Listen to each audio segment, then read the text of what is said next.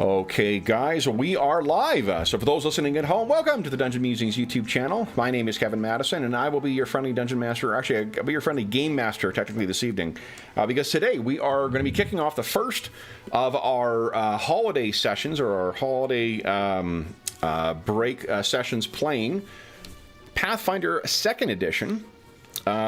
Playing a series of mystery, horror, conspiracy adventures set in my own custom setting of the Spires of Paridar. Now, Spires of Paridar is regular viewers or keen observers will find that there's a lot of ideas that I've stolen from a whole bunch of different things that I love to make this one setting. But it is sort of a, I'm hoping that the accumulation of all the different influences will transcend what the source material is, but we will see.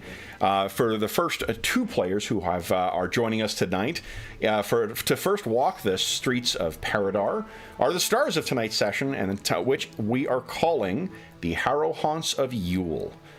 First up, we've got Sean. Why don't you tell us who you are and who you're playing? Hey, I'm Sean. I am playing Golag, son of Doc, I guess. Dak? What would you... Your character. I'm fine with either. Yeah, fair enough. Golag, son of Dak, and he is a detective. He is an orc, and he is a witch. So, you know, he's got some things going on. He also has a familiar. That's his shadow. So, looking forward to that's a different alignment than him, which I'm going to need to work on. So, so that's Golag. No one said that trading, bargaining for power is necessarily going to be with people who align with your interests. So. Indeed. Yes. Joining us as well is James. Hey, hello. So I'm James, and tonight I am Deep Sally. So Deep Sally is a young aquatic woman who was hauled out of the sea by sailors in their nets when they were fishing, and she's an unusual character, nearly black-skinned with phosphorescent spots which glow around, and she was hauled into the city where she became a bit of a society novelty. But now she's been discarded by the elite, and so she's sort of making her way through life. Now, she's quite charming, but she's also a bit nifty with her hands and claws if people take liberties. So that's Deep Sally. Nice. So what I'm picturing is, well, I mentioned before on the Discord when we were planning these sessions, that I'm picturing sort of like Deep Sally has likely hooked up with, not in a like romantic sense, but like has sort of fallen into the orbit of one of the other oddball outsiders that make up our heroes for this campaign. Paridar itself, if you want to picture a sort of like the fictional depictions of Victorian London, or the things, the different gothic video games and comics and films and whatnot that have been based on that, Paridar is equal parts Ravenloft and Bloodborne and Dishonored and, Carnival Row and all those sort of, it's a sprawling city with a lot of different species and races in it. It seems to be a center of trade. It has recently fought a massive war with an enemy nation. But no one really talks about that or dwells on the past. One of the things about Paridar that you'll find is that there is a great respect for tradition, but a startling ignorance of history. This is a society of great class differences, a great wealth disparity, and one of the things that I mentioned on the Discord when I was pitching the setting is that it definitely has what people would think of as like what you see in steampunk kind of context, where there's gears and like advanced technology that is based on sort of tech, but I prefer to think of it as a coal punk setting, because steampunk in my mind is a little too shiny and a little too pristine, and we are not interested in the lives of the aristocracy or the elite in the Spires Paridar. We're interested in the lives of those hard scrabble folks who live on the bottom of the social economic spectrum or at the very least, those who live on the outskirts or the outside of that. And that's where all of our heroes, though all of our heroes come from some kind of connection to those other societies, so the top and the bottom, they are distinctly outside of them. Golag is the son of a phenomenally successful orc named Dak. Dak founded the Paridar Detective Agency. And the Paridar Detective Agency you can think of as a kind of a sinister cross between the Pinkerton Detection Agency and Blackwater, both of which are kind of sinister organizations anyway. But that's sort of where Dak has thrown himself in and ensconced himself in the with the people of power. He is the strikebreaker. You know, they are the spies. They are the ones who prevent the any kind of substantial disruption to the stability that the elite who benefit from that stability, like in Paridar. It's also a place of magic. Magic and all the things you would expect to see in Dungeons & Dragons is all present, or in Pathfinder, is all present in Paridar. They're just in differing degrees. The other thing is while there is a wider world beyond Paridar, those who are kind of trapped by a life in Paridar never really tend to go there. Paridar is kind of like, the director's cut of Blade Runner. We never see the sun. We never get to escape the all-encompassing, I guess, crushing presence of Paridar. It is a gravitic presence that pulls everyone in and traps them there. So though you may sometimes dream of other places and have recollections of other places you've been, your thoughts always return back to Paridar and whatever's going on in the present. So that is the setting that we're playing our session in. Now, one thing I have not done is set a name for Golag's detective agency. Do you have an idea, Sean, of what Golag might call? And if you want to have a little visual inspiration here, this is the street where Golag's office is located. He is in one of these long buildings. He owned not the entire building, mind you, but an apartment with an office space out front, probably something that used to be owned by a solicitor or barrister that you have converted over. Or does Golag just operate under his own name? Oh, you're muted, Sean, I think. Sorry, if we're not responding to you, that's why.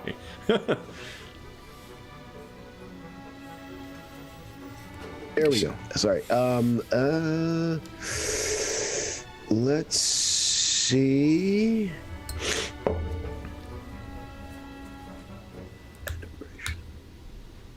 Give me. Why don't you give me a few minutes? I'm onto something, but I need. Sure. Yeah. Absolutely. So where our scene starts is with a snow-filled street, very much not like this. It's actually a little grander. Let me show you where we are here.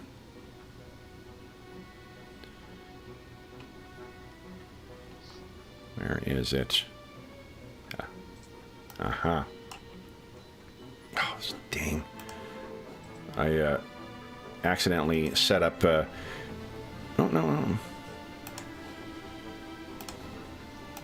There's this irritating thing that happens sometimes where Roll20 will randomly decide that you can't put different sized... Oh, fuck you, grid. God damn it. Talk to it. Hold on here. Let's see here. There we go. No, user error. Nothing wrong with the program. Completely wrong with Madison. All right. Here we are, guys. So... and for those listening at home, you are going to see me loading some things into the game. That is because this setting, characters, adventure, and everything was written in the last about 28 hours. So you'll have to forgive me if I didn't have all the minor details all set up. So guys, this is where our... God, Dang, there we go.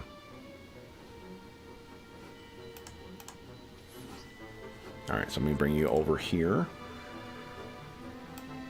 This is the...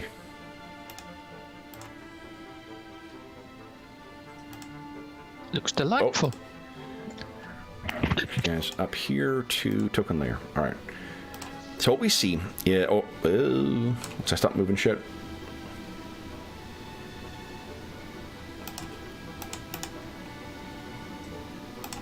There we go. All right, third time lucky.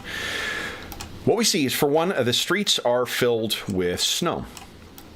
And there is not a lot of reasons for hope in the streets of Paridar, except for one time of year, and that is the time of Yule.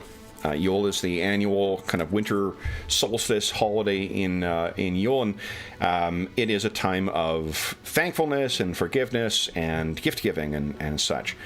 And there are some elements of that in the streets. You can see that there are, wreaths that are hung in some of the... This is clearly a wealthier neighborhood, and this massive house seems to be owned by one of the, more prominent or at least wealthy families in Paridar.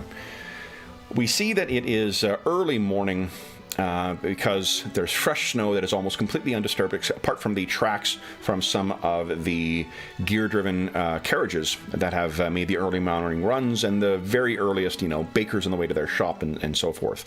Servants racing out to get fresh-baked bread, fresh-baked treats for the morning of Yule. There is a young boy who is walking along the street, and as he is walking along, he is suddenly distracted by one of the windows highest up in this massive mansion throws open. And we hear a voice from up there. And it is an older man. He looks like he's probably carrying about 70 more pounds than what is healthy. He has a nightcap on. And he looks around, he looks down at the young lad and says, "You there, boy, what day is it?" And the boy looks up at him and says, "Why, it's Yule Day, sir." And he says, "You, go and get me the largest goose in market, and one for your family." And he tosses down, you see this sparkling gold coin fall down, disappear in the snow. The boy quickly fishes it out, and he looks up at the man and says, "Of course, sir." And the man, if you could personify joy, that would be the expression you see on this man's face. And he turns and, ha ha ha, laughing, goes back inside the house. The boy looks up at the place. The smile he had flashed the man fades. And all we hear him say is, "Tosser." He stuffs the coins in his pocket and heads off into the street, clearly with no intention of collecting any goose for anyone. We then cut back to the streets, also snow-filled, outside of an as-yet unnamed detective agency. Have you landed on something, Sean, or is it still milling?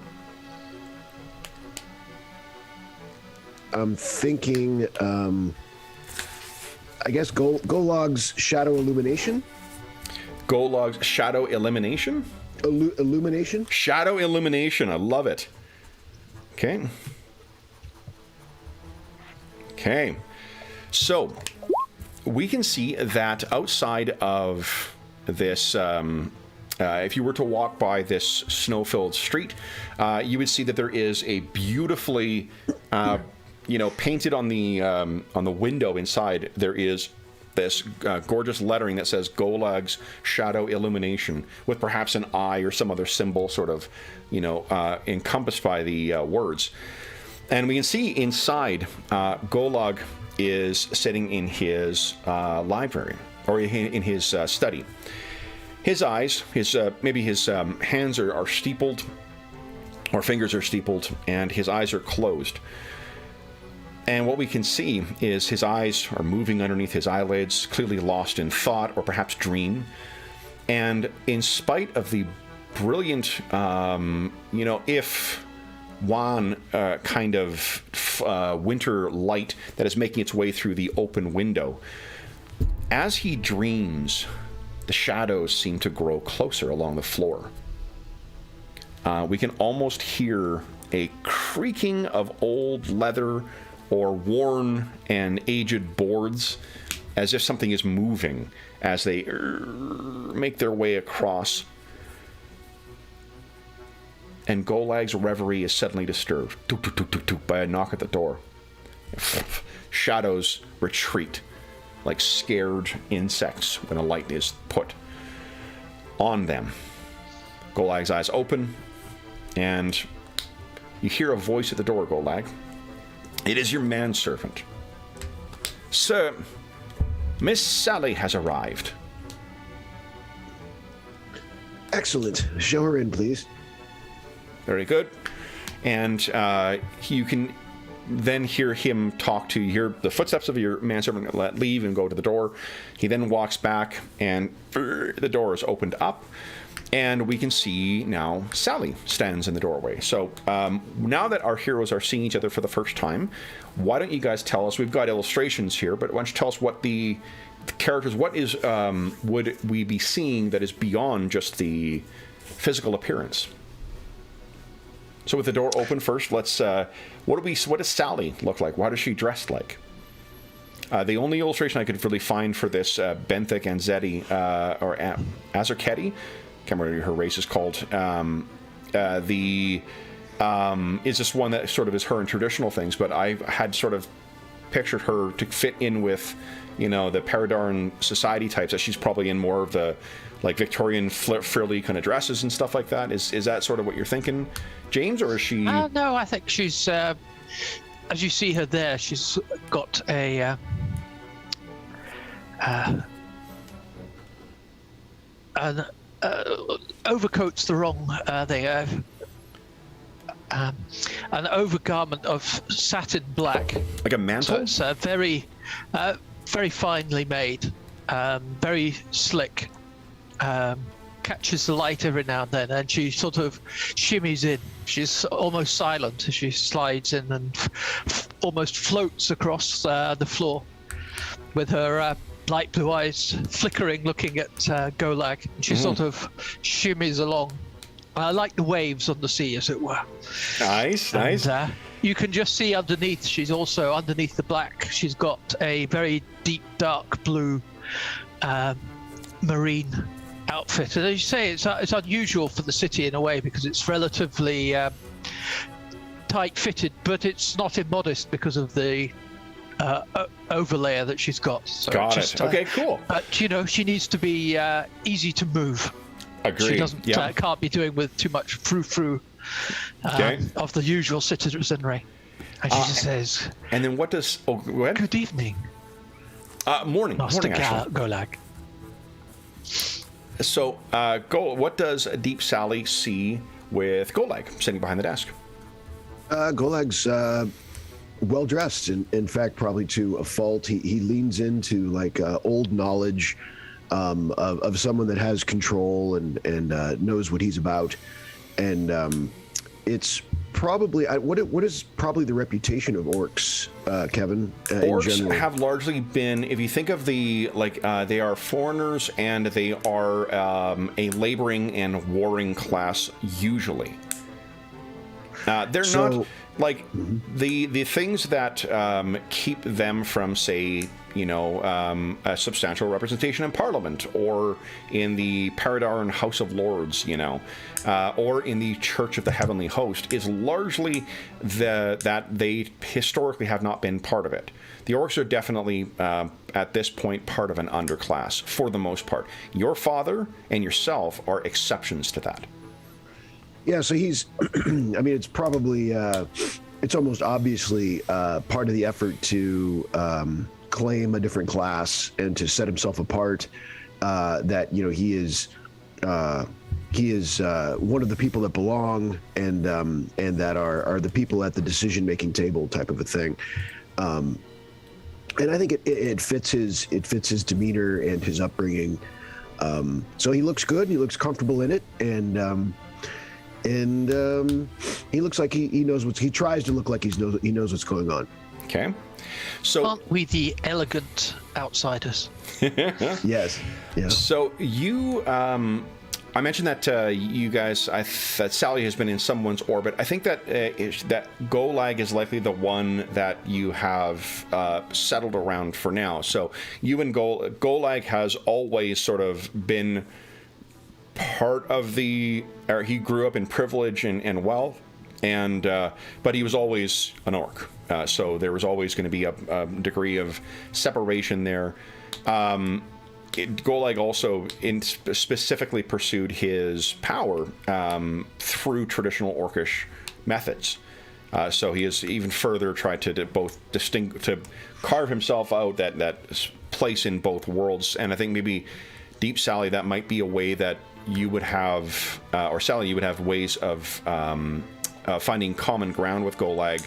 That, to a degree, the better part of Paradarn society would think of you guys as curiosities at best. Something they would feel would humor you, but like they would not ever seriously think of you as part of society. And one of the things, you can tell me whether this plays to Sally's curiosity, but Golag has a very unique profession as well, too. A burgeoning profession in Paridar, because there are lots of money and secrets abound in the streets of Paridar. But Golag, you have been approached by a solicitor. There is a job that they have for you, and the meeting that will be later this morning has been scheduled. And that is the reason why you've called Deep Sally here. So you go by Deep Sally, not it's Sally. just Yeah, Sally. I keep saying Deep Sally. Sally, whatever you want. What do you think, James? What do you go by? I think I'll just go with Sally. You're right. Okay. Sally, good morning. Come in. You're just in time. And I think my manservant, or is that what he's calling it? My valet. Yeah. He brings in a tray, and there's there's nibbles and some drinks, and I probably made an attempt at thinking of what you'd like. If we spent some time together, maybe I even know. But come in. We have a there is mystery afoot. Come in, business burgeons. Step in. Don't dally there. Come in. Do tell more, Golag. Well, I don't know much now, but I will. So the name of the individual who has commissioned this meeting is someone named Addison Wright Esquire. I'll put that in chat for you here. Now, what you can do is either of you guys can... Oh, you know what? Where's my DM screen? Give me 1 second here. I forgot to grab my DM screen. 1 second. Yeah.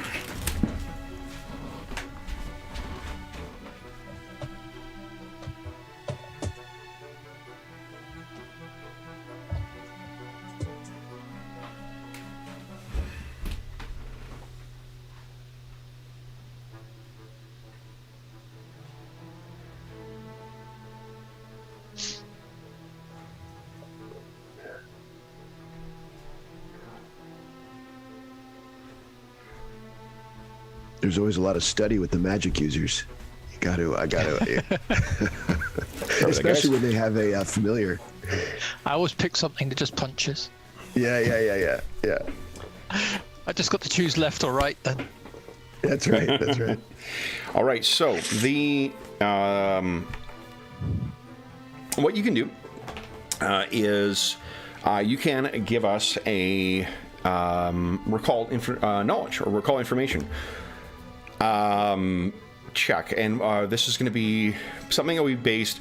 If you've got something that you think might apply, like society is often what you would use for history or sort of the mucky mucks, but Sally also, because she's been to so many places in Paridar and has been exposed to so many, you could also make use of your Paridar lore check or skill. Each of your characters has at least one lore skill that represents sort of the general knowledge they picked up from their background, from their history, from their profession. So would you guys like to give us a recall Is it recall knowledge or recall information? Recall knowledge, I think.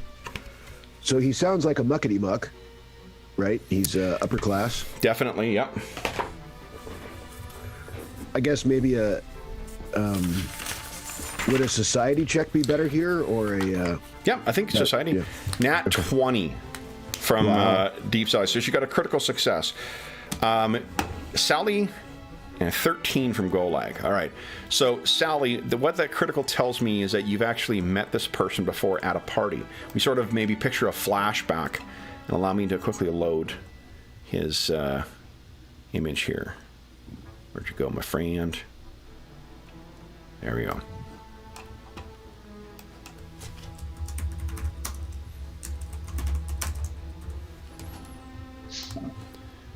This is the man that you met before. Now, what you remember about Addison Wright, with a nat 20, there's a couple of things that you've picked up. For one, he is an exceptionally wealthy solicitor. This is someone who benefits greatly from the business dealings. In Paridar, I'm using the same kind of model of like the UK, where the solicitor is sort of like the business side law and the general stuff, and the barrister is the one who goes to court. Solicitor is the one who does most of the, especially for business people, that's the one who drives a lot of the contractual side of the work. And Addison was actually hosting this party that you attended, and I think he probably gave you some kind of very fancy gift with a roll that good. So he distinctly, this is when you were still in your like coming out, in society phase. Addison Wright, you recall as well, the source of his wealth is because he has one specific client, and that client is Elwood T. Eckhart. And Elwood T. Eckhart he did not attend the party, but from what you've heard, that is not a surprise. Eckhart is one of the recent breed of industrial titans. He is someone who has made a phenomenal amount of money in the new and burgeoning economy of Paridar. He is one of the richest and purported to be one of the meanest men in all of Paridar. And Addison Wright served as his exclusive solicitor, or at least his primary solicitor. So you know precisely who this person is. If Wright wants to have a meeting with someone, you're not even sure if he has other clients, because why would you need them when the wealthiest person in the city is happy to have you as their exclusive counsel? So what do you say, Sal? You got that information. So this Addison Wright, do you know him? Indeed. Rather well connected.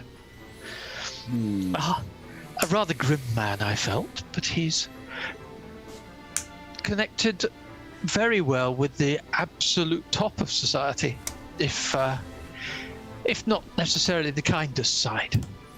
Very wealthy, very successful. Probably somebody who could pay us well. If you drop the name Elwood Eckhart, then that would be known to Golag. You don't even need to make a roll for that. Okay. He is so notorious. It's none other than Elwood Eckhart himself. I see.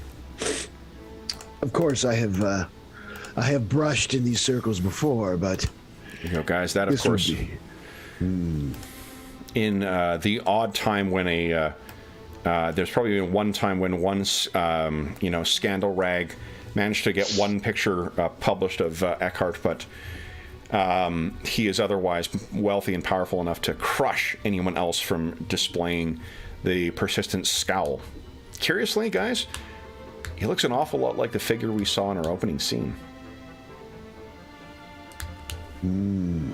So, is there any other things, knowing who Addison Wright acts for, is there anything else you guys would want to do? Now, what you could do is, Pathfinder has a number of interesting subsystems that we've talked about before. The basically you can use them to model things similar to the sort of skill challenges from 4th edition to the similar types of skill challenges we see in like the 2d20 system or in Savage Worlds with the kind of staged things. One of the things you can do as well is take advantage of flashbacks. Golag, you have most certainly known the name Addison Wright for a while. Even if you haven't necessarily chased them down, you could have, say, gathered information, reached out. If there are any questions that you want answered beyond what the information you have, you can feel free to do that. You don't need to do that. You could just go and take the meeting. But if you do want to do this is sort of like the legwork portion of any Shadowrun adventure, where you can, if you want to learn a little bit more about who's hiring you or whatnot, you're free to do that as well. If not, you can just proceed to the meeting if you want to take the meeting. I think I would have tried to see what this might be about. Like, I want to sound informed when he comes and tells me about it. Of course, I already know about it, if possible. So maybe Underworld. I mean, it's the kind of thing that he wouldn't, obviously such people normally would have nothing to do with, but if he's coming to me, something's probably awry. Yeah. So an Underworld lore check would have a difficulty of 14, and that can give you some information, and I think a society check, or if you're asking Sally, a Paridar lore check would be a DC 12, and you guys can both try these. You can also, there is the idea of working together, too. You make a check. Usually rules is written, it's DC 20 you roll against, and on success you get +1 on a... did we lose James? No, I should still be here. Oh, okay, so we lost your camera and roll 20. Yeah. No. We got Sally sitting there now. Let me hit refresh on my end. Maybe it's just... see here, reconnect. No, I got Sean back. Oh, and... boom, got you back too. So anyway, would either of you guys like to... it has been an hour since we first logged on to, guys, so you each get a hero point. Oh, okay. Nice. That's your green bar is your hero points. All right. So... and what is my blue again, Kevin? Blue is your blue focus points. That's for your focus spells. Oh, yeah, right. Okay. All right, so... Golai, why don't you give us an Underworld lore check, please? All right. Nice. All right. Nothing. There. I think what you know is that beyond the sort of general pressure that is put on, the workers and whatnot by Eckhart, there is not a... he doesn't have any criminal connections as far as you know. However, unsurprisingly, he is a member of, or he's said to be at least, a member of one of the occult societies that populate the sort of like spiritualism and theosophy and whatnot that dominated Victorian society, like Edwardian and Victorian society. Same thing here. There's something similar that runs throughout, although in this case, what it is one of the things that Pathfinder 2 has is different kinds of magics, right? There's occult magic, arcane magic, primal, and divine. Divine in Paridar is largely derived from the Church of the Heavenly Host, a kind of generic, ostentatious type, Western European church that has a connection with the angelic host and the sort of unknown, or unidentified word, of heaven. And the arcane comes from the rigorous study of, what is accepted as contemporary magical theory. There are colleges here. There is one called Collingwood University that is populated by not only the engineers and mechanics who are driving the modern age of technology. They also have a long-standing tradition of magical studies. Where occult comes in is the oddball and weird stuff forgotten by time. This is the deep secrets. Your power comes from the occult source as opposed to the arcane. Arcane wielders would be unfamiliar, or at least usually we not recognize the type of ancient forgotten lore that represents occult studies. That's the type of thing that's starting to dominate. Instead of having wizards and whatnot that are relying on more of the unusual, exotic practitioners promising secrets beyond what can be learned with magic and study. So he has been part of that. He's part of one of those secret societies, which is not unusual.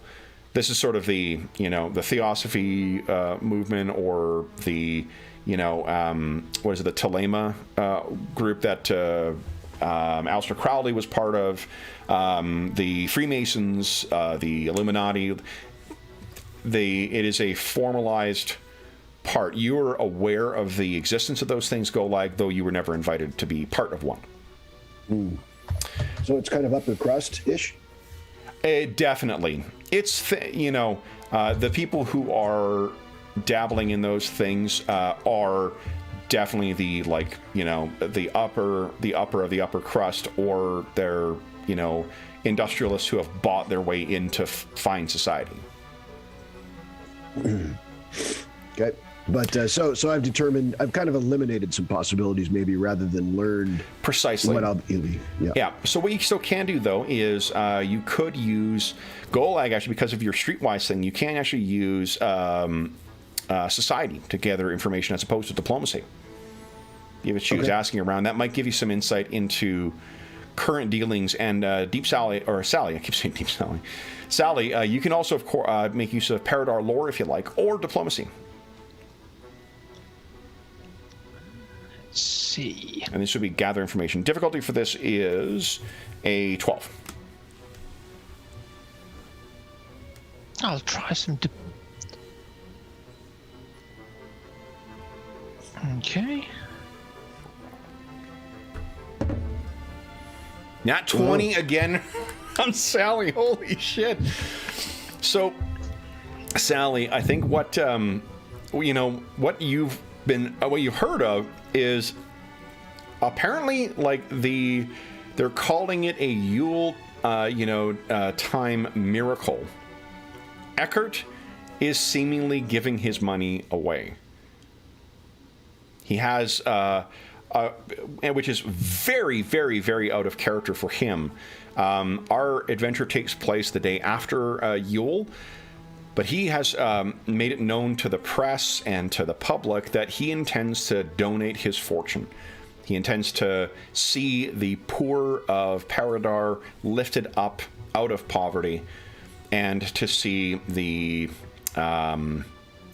to see what he has described as his wrongs accounted for, and to find forgiveness in the spirit of Yule.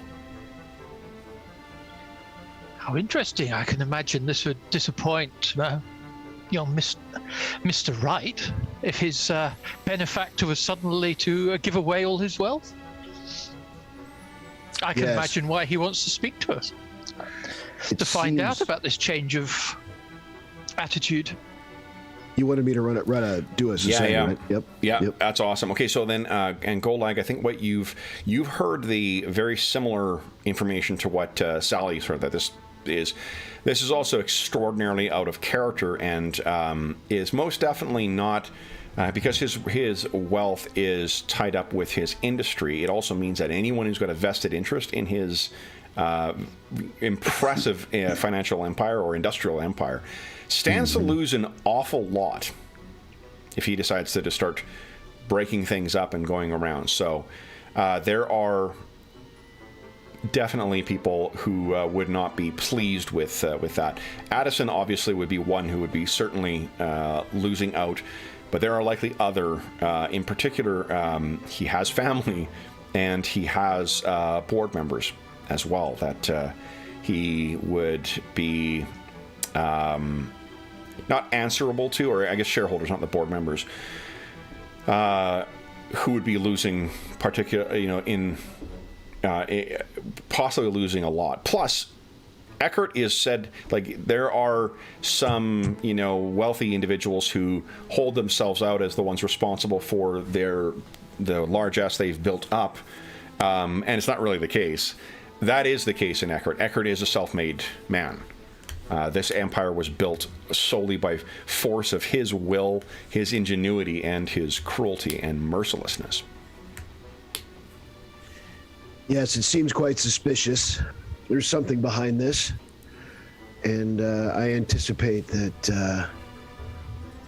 Mr. Wright wants us to see what is afoot. So,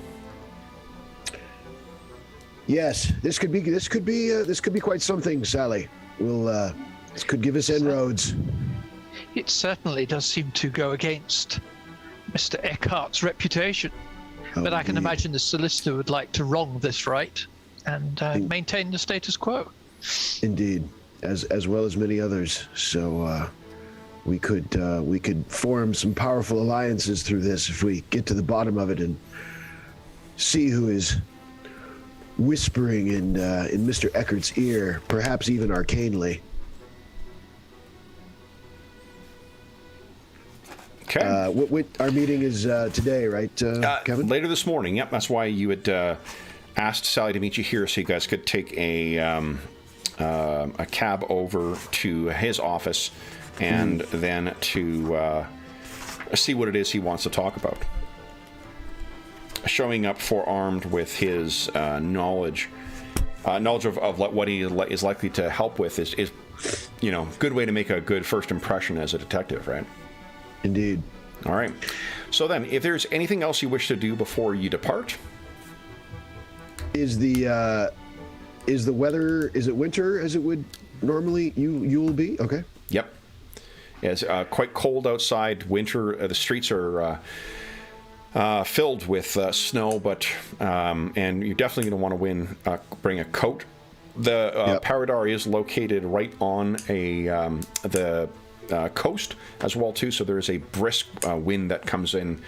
There are also 2 rivers that run through Paridar, and that adds to the chill in the air that seems to constantly hang here. Fortunately, the evening fog that comes in the nights in Paridar has dissipated in the light of day. I think Golog would have the full winter accoutrements, so he's got a thick hat, and he's got the big scarf, and a big coat. So, and then boots that are good for stomping through the snow. Okay. Does Sally, you get cold? Are you? Well, I can never quite get used to your dry winds. Cold I can get used to, but wind is a novel and not charming experience.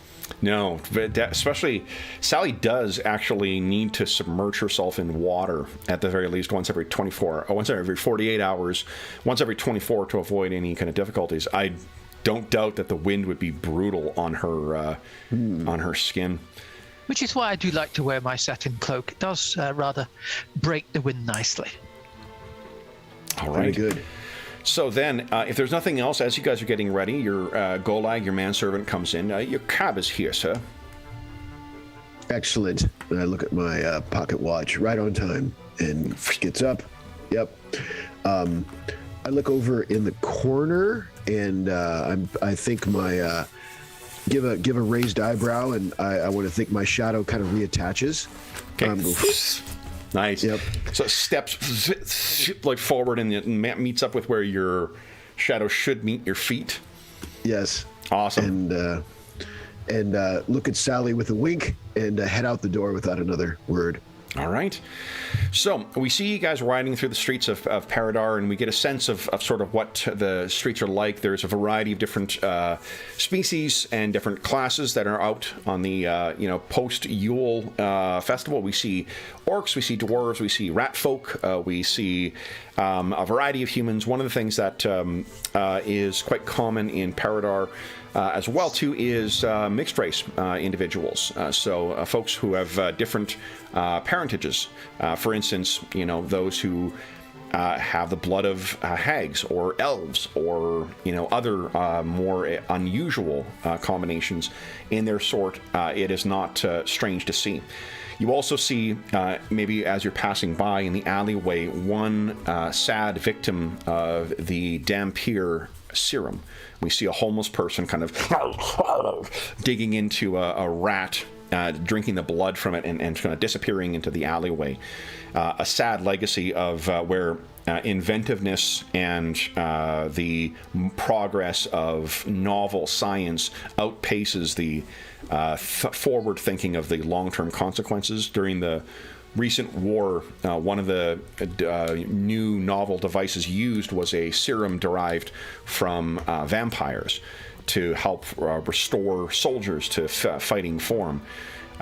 Since that time, not only are there an underclass of veterans who have been afflicted with the Dampier virus, there's also a growing willingness on the part of the desperate and destitute to make use of that as a way of alleviating health concerns. If you're undead and afflicted with or not fully undead, but at least mostly undead, you're not going to feel the cold as badly. You won't feel the other things. So that is just a problem running through the streets of Paridar. However, that is left behind, and you soon find yourself in a very fine neighborhood and riding up towards a very fine office. This big white marble building that you can see ahead of you, that is the office or the address that Wright Correspondence gave you. Let me put this on the map layer. Put you guys down here. And where you are dropped off. There is a doorman who meets you both, though the doorman seems to know who you are. Doors opened to leave, the gates are open to lead you into the interior courtyard, and then you are led in through a pretty opulent. This looks to be, even though Addison Addison Wright appears to be a very successful solicitor, he, like many, has his home in his office, or at least this is a home office. Actually, no, he probably has a whole partnership, so he probably has an office. Otherwise, you're actually meeting in his home, which suggests that there may be something unusual about this meeting. After meeting with his servants, you are led into a fairly large and ostentatious study. Lots of different exotic items from around the world, from elsewhere other than Paridar, although you have a hard time remembering where these places are. And it is not long until Mr. Wright joins you. And he, while not being a trial lawyer, definitely has tried to master the art of the entrance. And the door is sort of swept open, double doors, and he walks in. And he says, I see you, Sally has a surname now. I love it. So he says, Madame Dumer. An absolute pleasure to meet you again. And he, unless you stop him, takes your hand, kisses it, and says, and... Master Wright, enchanté to meet you again. It was such a delight the last time. May I introduce my colleague, Golag, son of Dak? You surely may have heard of him. Mr. Golag? Yes. A pleasure to meet you, Mr. Wright. And you as well. Now, you do not need to make a check, Sally. This guy is as much humoring Golag and humoring you in the same way he would like an odd pet. There is clearly the unfortunate deep-seated racism that you see in amongst many of the society members of Paridar is here as well too. He's hit it from you quite well, Golag, but Sally, you can see it right through this. You've spent more than enough time with these people. Golag, I've heard of you. a colleague recommended you as someone. I've heard that you share the skills of your father, indeed, but I understand that you don't work for your father. So we hadn't discussed it. So I was thinking my father was dead, but he's alive, Kevin. Most definitely. Yep. Okay. Yep. Dak is the head of the Paridar Detective Agency, and again, like, this is a man who has. In fact, I can show you. I have an illustration of what Dak looks like. And one thing we haven't talked about, I guess, is why. There we go. This is Dak. Why do you think it is that Golag decided to go on his own as opposed to joining with Dax? And one of the things I want to maybe that might help with this is the Paridar Detective Agency is the worst elements and the worst inclinations of the Pinkertons of Blackwater. This is not like, oh, I need someone to follow my husband, or I need someone to do blah, blah, blah. It says detective agency, but what it has evolved into is effectively just muscle for the elite. They're spies, they're saboteurs, they're assassins in some cases. Like, they are the ones who get the dirty work done for the wealthy. And your father has happily gone along with that, and it has made him extraordinarily wealthy. I mean, the natural would be that Golag doesn't like the heavy-handed. He likes more of the intrigue and the knowledge part, and he knows that that there is.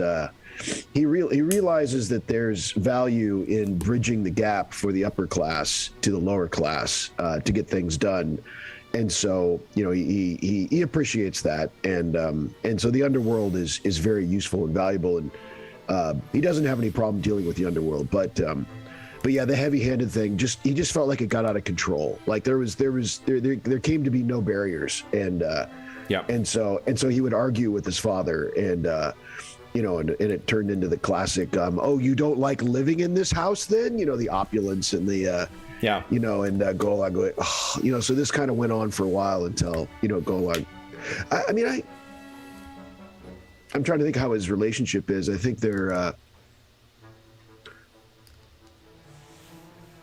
I don't think they hate each other. I mean, I think they, you know, I think I'm going to guess they probably get along better now than when he worked there. But they don't. But that doesn't mean they have lunch. You know, it's just that they, you know. In fact, when he sees him, I think it's probably there's a mix. It's an overlay of oh, you know, it's good to see you're okay, because they don't interact that much. So okay. So that what Addison had asked is or in kind of I guess asked, or you know, whether he'd heard that or he'd commented, I guess, that you had some of the same insight and tenacity of your father. Curious that you've chosen to forge your own path, though. Commendable. Yes, well, it's twofold, really. My father, who I admire a great deal, and you know, I'm trying my best to look sincere about that. I may or may not be successful, but my father, who I admire a great deal, I felt like he casts a great shadow, and it's one to be admired. But I you know, he's robust, and I felt like I needed to kind of get out from under it, if you will, and strive onto my own path. That's the first, and then the second. I have branched out into more areas of, let's say, knowledge, information, and understanding of the unknown, more than my father's pursuits. And it is precisely for those inclinations and expertise for which I have sought out your name as opposed to your father's. Now, Am I correct, sir, in thinking that confidentiality is respected by your profession as much as it is my own? Of course, my business would not exist without it. And Kevin, I'm thinking too that perhaps securing my services is probably more under the radar than securing, the great Dax who have most definitely. One thing you're aware of, I mentioned those secret societies and whatnot. You have not been welcomed into them. Your father has. If he is in with one of those organizations or whatnot too, then there is very little. The value that Dak would have for those people would be his power, his influence, and his information in particular. Yeah. Not for nothing, your father is not above blackmail to advance his position as well too. And when you happen to have an entire staff of spies on hand, kind of helps when all the secrets of the city are passing through your office. Yeah, and I think it's complicated in that Golag doesn't like where it went, but at the same time he envies, he's annoyed that he hasn't been invited, and his father has, even though he doesn't like what happens sometimes. So it's all sorts of weirdness, it's complicated. And weird lines. Families are complicated. Totally. So what he then does is he opens a drawer and he pulls out a pristine gold crown and places it down. It's effectively the same as a gold coin. And to give you a sense, coinage is a little different in PF2 than it is in other D&D games. To give you a measure of what that's kind of worth, a starting character has 15 gold pieces to purchase all their equipment and whatnot. He's just placed one down to provide a retainer. I trust this will commence our relationship then? Indeed. Excellent. We are on it. I had heard a few whispers, of course, of a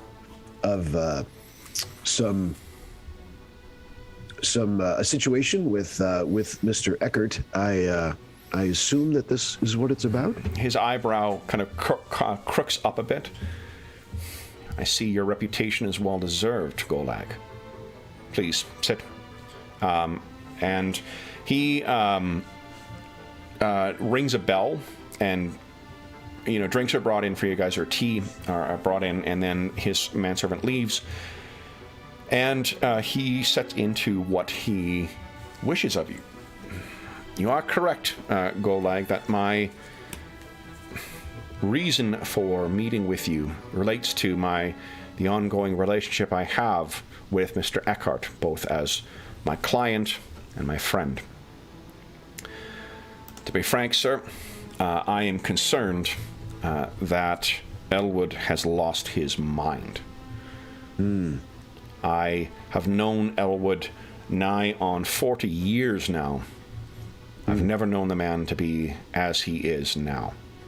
What he claims is that he was visited by 3 spirits on the eve of Yule, and as a result of that experience, he finds himself a changed man. What I would put more accurately is he is a different man. In the years I've known Elwood, I have never known him to be as foolish or soft-minded as he seems now. There are those who feel that generosity amongst the poor would be, or the less advantaged would assist their plight. But the Elwood I know knows that all it does is extend their opportunity to avoid the hard work necessary to achieve the position such as he and your father have achieved. So you've eliminated any possibility that this is some angle that a unique, fresh angle that your patron has assumed for a very particular purpose. If it is, let me once again continue my frankness. Elwood Eckhart cares for one thing, and that's money. That is the only thing he cares for. It's accumulation. I've known him to quibble, as wealthy as he is, over pennies. If So has anybody new entered his circle? in his circle, no. And his circle is kept quite small. He has his staff that he deals with on a regular basis. There is his executive clerk, Dick Crockett. There is his nephew, Frederick Eckhart, who serves as a executive within Eckhart Industries, Eckhart Industrial. And there's the man who manages his shop floor, Henry Gordon. Those are the ones who have been around for years. No one new has gone in. We have consulted with the highest rank of the Church of the Heavenly Host, and they have deemed that there is nothing unnatural about his change. And I've consulted with the College of Glyphs and Wards, and they have assured me, from Collingwood University, and they've assured me that there is nothing, no magics that have been worked upon him. I, as a result, am forced to turn to more unconventional investigators. Now, I can appreciate that a lot of people have much to lose by this sudden change of heart. But is there anybody obvious who would gain from it?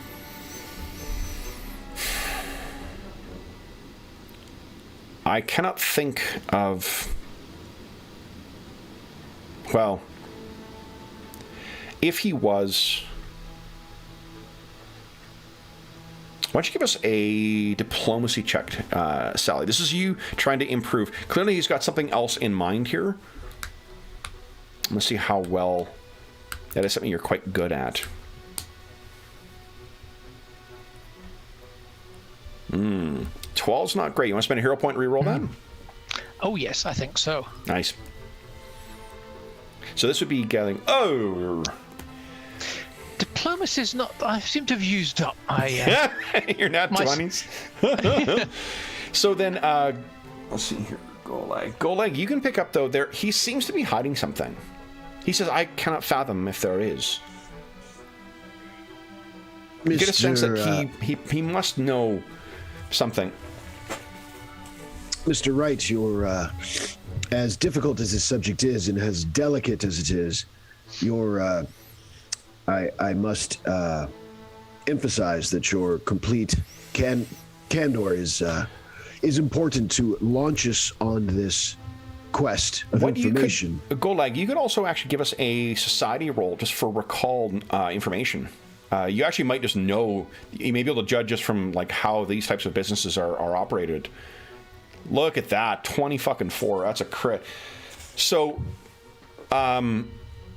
when someone goes off the rails like this, there is the obvious emergency. Depending on how the Eckhart Industrial is set up, they could just kick him out of fucking power. They could, the board could, through some chicanery, push him out and then seize control. Not compos mentis? Yeah, precisely.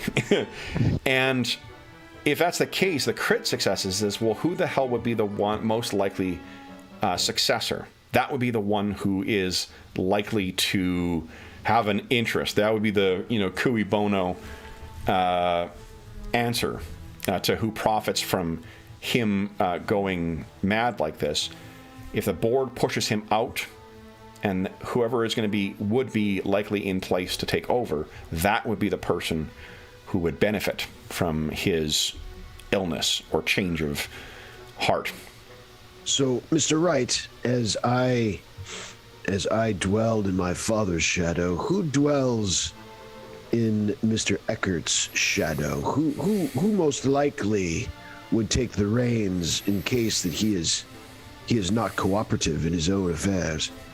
So he sort of looks at you, and there's from the studied or practiced, kind of stoicism that he has on his face, there's a little bit of, for a brief moment, you get a look from him, no doubt driven by fear, of like a better about to instruct or chastise a uncooperative servant. And then it very quick. So, and Sally, you're like, there it is. That's precisely how he thinks about us. And then he collects himself and he says, I would not speak ill of him, but were that Elwood to be removed, it is likely the board would place Frederick in his place, in his stead. What do you think of this Frederick? I think Frederick is a clever, and you see it's like he's lapsing into practiced kind of rhetoric now. A clever man with, though, and I mean this with, no, actually, I don't think he minds about taking offense, though those who are raised in the shadow of greatness often mistake that for greatness themselves. And you can see that this is his slight against you was clearly intended.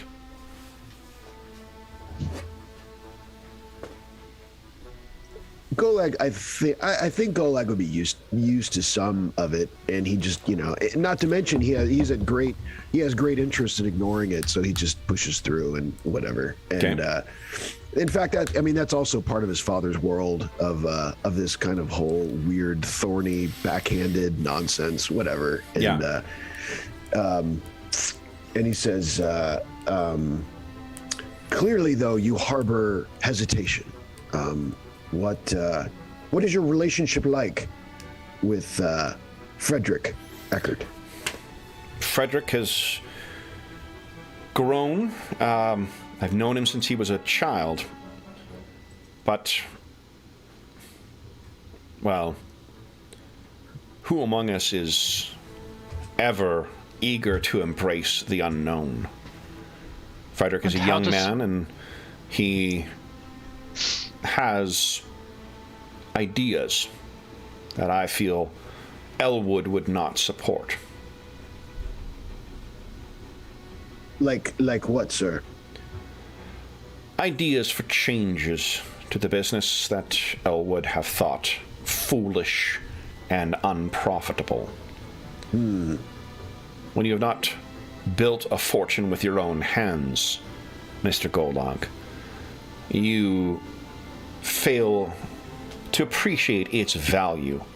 And many of Frederick's intended experiments may be less profitable than what the young man assumes. But we live in an age of new ideas, so... So does that imply that he does not perhaps... he would make sweeping changes to management, shall we say? He is very uncomfortable. He almost seems to try to squirm out of his own skin. I'm certain he has many new ideas that he would seek to explore. Mm-hmm. Then, Sally what I wish from you is to find what has happened to Mr. Eckhart. This is not the man that I knew, and I suspect that something unnatural has occurred. I wish to find what has happened so we may bring the culprits to proper justice, and to see Elwood's mind restored. Is this an activity? Is this the type of investigation that you can undertake, Mr. Golag? It is indeed, and one that we thrive upon. You have come to the right place. Then, shall we say a sum of 150 gold crowns, payable upon completion of your investigation? So, Kevin, that seems... 150 is about what you get for the entirety of level 1 adventuring. Good sum. Yes, that seems fair indeed. Why don't you give us this? Give us a society check once again, please, Golag. All right. You can give an idea of where 19. Ooh. You might be able to press him for a little more. That's a pretty freaking good roll. You could press him for a little more if you were so inclined. Also, I note that another half hour's passed, guys. Another hero point. I think that probably part of... I think that Golag has learned that if you want to be respected, it's measured, and of course, where you draw the line is crucial. But you're expected to stake out your own parameters. And he says, that is an interesting number, Mr. Wright. For such an in-depth, profound, delicate matter,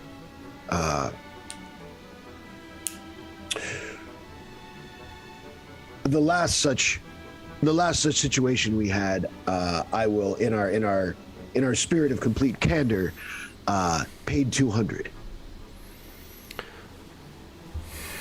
200 is an optimistic assessment of your value, Mr. Golag. Why don't we settle the haggling or avoid the further haggling like common merchants and simply say 175 crowns? And he stands and holds his hand out. Very well. And good. Put my hand aside for a firm shake. Okay. Yeah, and he if you're giving him the Commander Blop, shake, he kind of he twitches just a little bit, and he then says, "I've prepared." Good. And he pulls his desk open again, draws out a letter, and he says, "This should provide the introductions you need for all the staff at Eckhart House, for the staff, for the individuals at Eckhart Industries, and any other introductions that you require. Simply contact my office, and I will arrange for it to be done." Excellent. We will be on it immediately. Good. Then, if there is nothing else, he says, "I will leave you to your task." And he once again rings the bell, and then the door leading out of his study, there's two doors. One leads deeper into the building, one leads towards the exit. That is the one that opens, and his manservant is waiting there for you, white-gloved, hands gesturing like it's time to go. Yeah. I take my coat back from him, and my scarf, and my hat, and my whatever else I brought, the stack of... Yeah. and quickly make a little check that my shadow didn't skulk off into a corner. Very good. And you look down, you can hear kind of a... That's the sound of my shadow? That's the sound of your shadow, and you look at it too deeply. And so and with a nod at Sally, I stride out the door. Okay. I take it I've noticed the shadow. Yes. It at times is cast by him. It at times is absent altogether, and at times it appears as tattoos, orcish tattoos on his body. Very good. So, with you guys leaving, then you step back out into the snow, you find that there is a cab waiting for you. You need only to determine where you wish to go next. And I say to the driver, we'll need a minute here, and get in. Okay. And he gestures at you and kind of tips his big top hat. Tell me when you're ready, sir. Very good. And when we're in and settled, I'll say, Sally, what do you think? Well, as usual, one has got to see where who's going to benefit, where's the money going.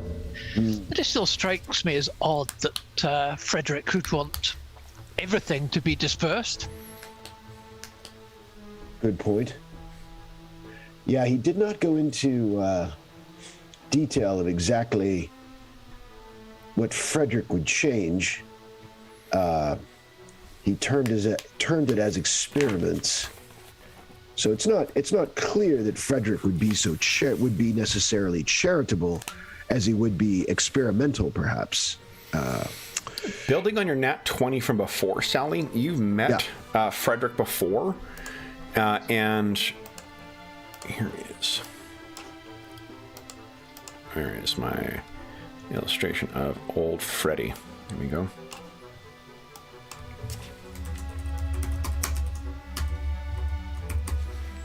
Where Elwood is a right son of a bitch who never, spends time out. Fred is a much more gregarious and likable sort.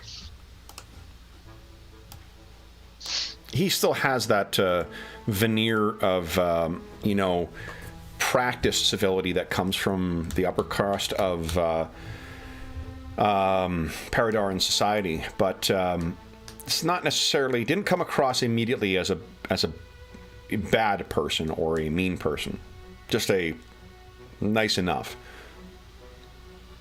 But as I say, nice enough, but no, not drowning in altruism. No. I mean, we could. Now, what pretext could we have for discussing with these board members? What do the papers say, do you think? The papers, if you check them, anyone you need to talk to, you will have a way of seeing them. This is... what pretext could we use, do you think, Master Golag? I mean, I assume we'd probably tell him the truth, in the sense that, we're looking into, we've been, or at least largely the truth, we've been secured by the solicitor to, as an internal integrity check, if you will, on the business and its operations, something along this, some vague encompassing description like that. On the one hand, Frederick's attractive because we don't have a lot of specific individual leads at this time. So there's an attractiveness to, he's obviously a low-hanging fruit. On the other hand, it'd be nice to approach him when we knew more, rather than fishing as we are currently. You were also free to meet with Elwood Eckhart as well, too. With his sudden change of heart, he is a much more approachable person.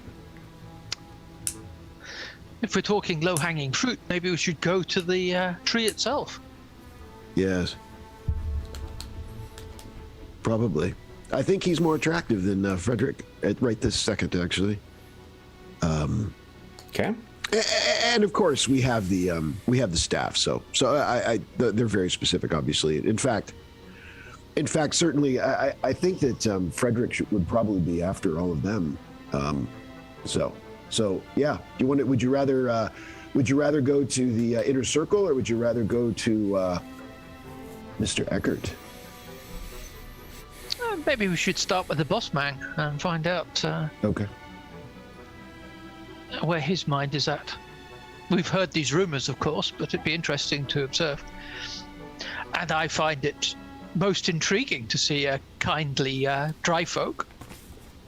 I have noticed that on the whole, you're not terribly charitable to each other. Well, Barracuda's nicer than most dry folk. Yes, indeed. I'm afraid also that the work does not draw us to the charitable. That is just not who hires us, I'm afraid. So, what can you do? Very well then. Let's have a discussion with Mr. Eckert. In fact, peculiarly, he might be the one that's almost easiest to, or one that would be the least bothered by meeting us with the second time if needed. So let's go ahead and meet with him now then. Okay. So you lean forward to give instructions to your driver. And as you do, Golag, there's something you notice. Across the street, attempting to conceal themselves in an alleyway, there is a man. And you have been on more than your share of stakeouts growing up the son of a owner of the most prestigious detective agency in Paridar. And you can see that there is a man dressed in a heavy coat, a tweed suit underneath, a bowler cap on top covered in snow, suggesting that he has been standing there for quite some time and doing his damnedest to try and avoid scrutiny. But your orcish heritage has gifted you with the ability to see very clearly in even the deepest of shadows. You see the man is watching either yourself, the office, or both.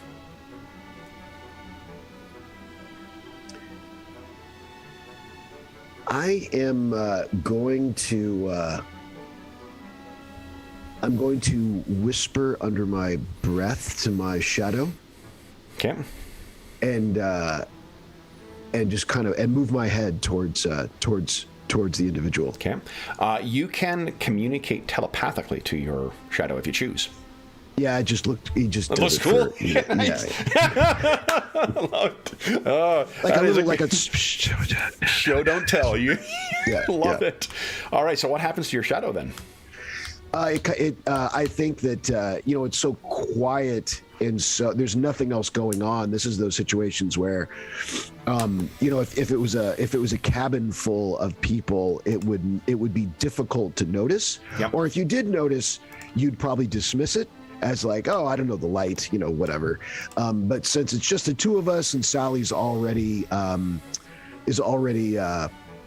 informed, she sees this kind of the light change, and it goes over the sill. It goes over the sill of the cabin as one thing I'll point out. Recall, yeah. Your shadow has an ability called Shadow Step. You're familiar. It teleports itself 30 feet. The destination must be in dim light or darkness, and where this person is trying to conceal themselves, that certainly would qualify if you choose. Yeah, I mean, that's a better point. That I think she sees that, but it probably goes towards the darkest point in the cabin. Yep. So it slinks into a pool of darkness, and then that's it. Okay. Because Where does it reappear? To the darkest area around the individual. So probably in the ceiling, something in the in the eaves or something like that. Sure. And you can, of course, share the senses with your familiar if you choose as well. Yeah, I'll take a look. I mean, this is the perfect. I'm in a safe place. There's nothing going on. I'll say, Sally, if you would give me just a moment, and then I'll steeple my face just like in my portrait right there. Yeah. And I think your eyes shift over into blackness, and you can now see from the vantage of your shadow. So the shadow is clinging to sort of the wall, where the deepest bit of shadow originates from the sun making its way across the winter sky. And it's a man. It looks like a human, although he's pretty burly, so maybe of mixed heritage. There's a slight point to the ears, so maybe half elf or maybe half orc.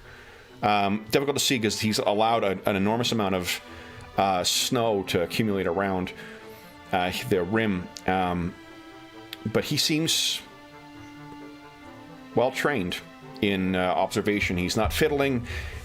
He hasn't been pacing. He's just been keeping a close lookout. And he seems to have been here long enough for the footsteps through the snow to partially fill in again.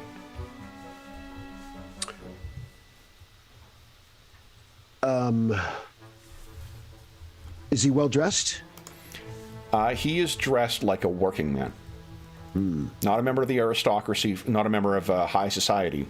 Someone who is a working man. Golag, because of his background with it, is immediately suspicious that this man is with his father.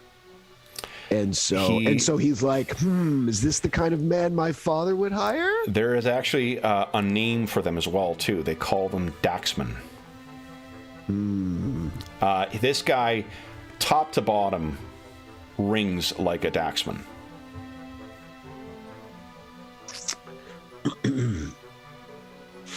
What do you do? What do you do, if anything? I think so. Golag eyes clear, and he says, "Sally, there is an individual, either likely orc or elf, in workman's clothes, over in the shadows, clearly at the very least watching Mr. Wright's location, probably our own." Why don't you give us a perception check? Sally, I'm going to drop the DC for that because of where Golag's specifically pointing you. DC is only going to be a 9. Easily. Yeah, almost a critical there, too. You look out and you see precisely the man that he is referring to without revealing yourself. He's been there for some time. He does rather look like one of your father's lackeys. Doesn't he, then? Yes. Shall we, what do you think? Should we lose him? Should we make sure we don't lose him? Or should we confront him?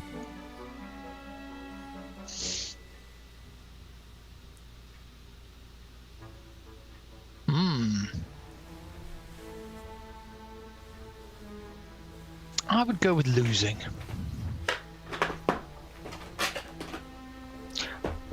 Is it likely that one of your father's lackeys will tell us anything? I'm sure he is. Your father, educates his staff to not to be too chatty. Yes, I'm tempted at, in this particular case, at confrontation, but I'm afraid it's probably just a familial impulse rather than actually useful. So if we were further along in the hunt with actual informed questions, I might be tempted, but I think you're right. I think we simply lose him. I think you also... Like father, like spawn. Yeah, that's right. One of the things you would know as well is your father definitely embraces the... he'd almost like jokingly refer to the agents as drones, because it keeps them in the dark as much as possible with only them knowing precisely what they need to. Though there is, yes. He likely has a handler, someone who is distributing. And if I think that if someone can afford to pay for one Daxman, they can afford to pay for a dozen. So it's something you're going to want to be mindful of.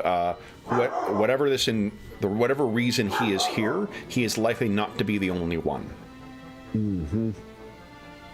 So, and as I wouldn't. Yeah, I know. I hear you barking in the background. Snow guys are here. Does he react to the dog bark? Does he seem alarmed at the... He does not. And there's someone walking by, their dog is sort of jumping up and grabbing, yelling at the snow as it's falling down. Yes. Yes, I wouldn't mind knowing who his contact is, his supervisor, but he's not going to move until we do, so I don't think it's worth it. Let's press on. Okay. Is there anyone in your father's organization you could reach out to see if there's anything, any contracts out, or? It's a good suggestion. One of the things we mentioned, for those listening at home, one of the things that we mentioned, we're trying some new rules out here, and one of the things the guys have are resources called Denizens of Paridar. And what they can do is spend one of those to create a contact for themselves. This is to help populate the world with some more people that I have not created. I think it's a good suggestion. My only hesitation is if perhaps my father is involved in this somehow. But I tell you, it would be valuable just to know that. So I think we should add that to the list. Number one, to see if perhaps to get a feeling if he is involved in some way, and I am possibly uniquely equipped to try to sift through that possibility. And number two, hopefully, if he's not involved, my father and I are not antagonistic, and he would certainly be interested, obviously, in such a thing, and could be a resource with the vast tendrils of the family business. So yes. I think that would be interesting is to try and figure out, and I'm not sure how we'd do this, but is this Snoop interested in us or in Mr. Wright? So did he follow us, or is he watching Mr. Wright's? Or both, and now, probably, possibly. Well, we could depart.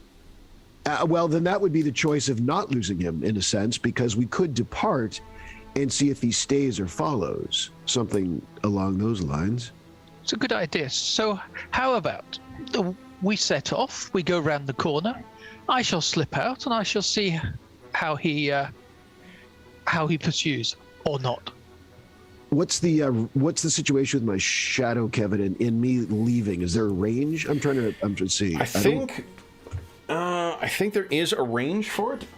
For familiars, let me see. You guys have actually access to the complete compendium as well too. The letter I in the middle there, that has a searchable index for everything. For all the books that I use to create your characters, so everything that is accessible on Roll20. Cool. So you should be able to, if you have any rules questions, you can find that stuff there. But I'll take a look. I'm gonna do it old school because I love flipping through my books. Yeah. Because it doesn't jump at me on the familiar's character sheet. I know that there was a 217, 218. There was a ability you could get at higher level that frees up the restriction. So which makes me think there is a restriction for how far they can get away, but I don't remember what that is offhand. Yep. Let's see here. You can communicate empathically with you so long as it's within 1 mile of you, sharing emotions. And I think you're shared, because of your special ability with it, the shared senses, it only lasts for 1 minute, I believe. I think it's on your character sheet. Like every 10 minutes, you can spend 1 minute with shared senses with it. But, yeah. I mean, in this case, we probably I wouldn't necessarily need that as much as if it could just. I assume it's sentient in the sense that I could ask it. Does it work like that? Most definitely. Yep.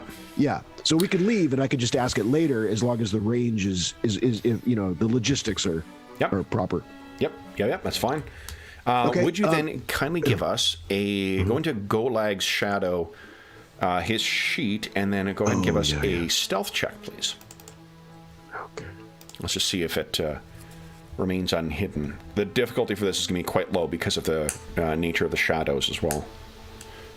And I picture that that it is possibly, if I leave it there, which I am, longer than a few moments, I can feel it getting tempted to as sort of a predatory feeling on this man's shadow. It kind of wants it, and I'm like, okay, enough of that. This kind of an interaction of back. That's awesome. Yep. That's exactly how I'm figuring. That's great. It doesn't really have a mouth. I mean, except I guess my mouth, but it's like kind of like sort of licking its lips a little bit. The night is ever hungry. So let's see, while I'm figuring out the roll on its sheet, is stealth. Let's see. Yeah, so it should be right near the top. The Goldag's sheet is set up like an NPC or a monster instead of a full character sheet. Gotcha. Let's try to make it a little easier for you to navigate. Yeah. It's right there. Got it. Yes. It's cleverly hidden. Look at that! Oh, beautiful. That, huh? Nice. Yeah. So there is absolutely no chance of it being seen. It can stay there as long as you like. So I think it. So I say to Sally, actually, my God, what would I call it? I probably have something a little bit not playful, but clever, too clever by half that I call it, that I'll have to come up with in a moment. But anyway, I say my my other half will remain and will let us know. And I think I envision as we pull out, I'll probably just be distracted enough that it actually perhaps joins the shadow of the man, sort of like, kind of coddling that shadow, because I'm losing a little bit of, control. Right. Easy. And I'm just kind of the man kind of turns for a moment. We see now he's actually half orcish, likely, and kind of looks around and then looks back and sees you guys drive off. And as you guys are driving along too, you're passing, there are these eaves of these massive like trees that sort of provide kind of a canopy during the summer months. But one of the things you notice, Sally, and this is something unusual to Paridar, is that there are these things called there's a kind of a popular like pub song called the White Blossoms of Paridar. And what it refers to is that the tendency for these strange white blossoms to grow out of other plants. It doesn't kill them. It just means that like these blossoms will bloom in plants of a massive different variety. You seem unable to be able to like plant any kind of vegetation or at least floral, plants or flowering plants without them also manifesting these white blossoms of Paridar. And you can see that the trees, there's this contrast of empty, stark, deciduous trees stretching out across with little bits of the blossoms poking through the gnarled bark, providing a slightly off-white contrast to the snow that is accumulated in their eaves. And with that, you guys go riding off in the direction of Eckert House. That's where you're headed, right? Yeah, it is, as long as we don't have to come back to get the shadow. No, your shadow will return to you. Okay. Yeah. We can assume that it will like hop between shadow to shadow and make its way back to you unseen. With a stealth roll that good, there's very few things that will spot it. Okay. And you can, after like 10 minutes of travel, it'll probably take you about, he's not far away, so maybe 15 minutes of travel time through the streets of Paridar. And after 10 minutes, you should, I believe your ability allows you to then check back in again, if you want. And what you pick up is that this man is leaving to go to a call box. Is my shadow able to hear his? Okay, so definitely would like to hear his end of things. Okay. And if it's possible, I don't know if this is possible or would require a roll, but if he's able to snug into the man's shadow, if he could hear the actual receiver, I don't know. Give us one more stealth check, because this one is going to be a little different. The call box is likely to require him stepping out from the alleyway to places that are less shadowed. Yes. But no problem. Your shadow, we see maybe a like very, very careful observers may see a little bit of like, why is that one shadow connected to another one in a weird way? Yeah. And what you overhear in that brief moment, unfortunately, you only have a minute's worth of the phone call. But he does pick up the device, kind of, turns it, and he connects in, and he begins reporting that they hired him. He seems that he's been retained. I'm not sure where they're going, but we have someone at both places. I'll report in. Do you want me to stay here, or? I see. Will do. Hangs up the phone, and then you sort of lose your connection with it as he begins making his way back down that same alleyway. Cursing, of course. And fortunately, you do speak Orcish, so the Orcish cursing that he's making is something clear to you. But his other speech was in common. Other speech was in common, yep. Okay. Well, Sally, indeed, it is is it a orc or a half orc? Half orc. Half orc man. It is indeed a half orc, Sally, and his behavior he just called in to his handler. From his words, at least, it would be exactly as you would expect if it was a Dak man.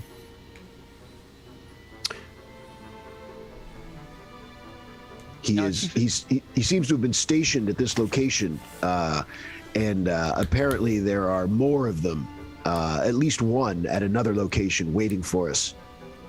So how do they know where we're going?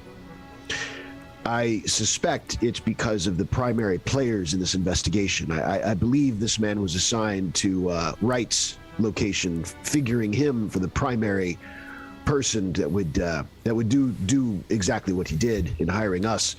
And I suspect that the other location that was inferred by the one-sided conversation I heard is probably Mr. Eckert. Could be wrong. Okay.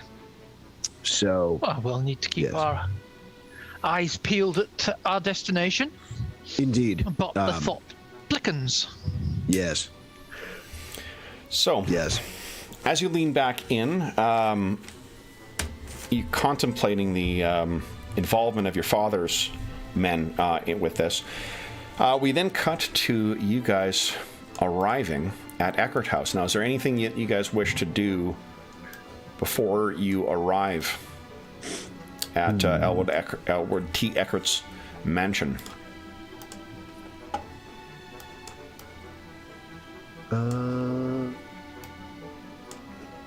Let's see. So we need to decide, I guess, what we're going to tell him. Obviously, we could just go with the generic, an internal business integrity check kind of thing. The only thing is there might be something better than that, though. What do you think? That would be something that would...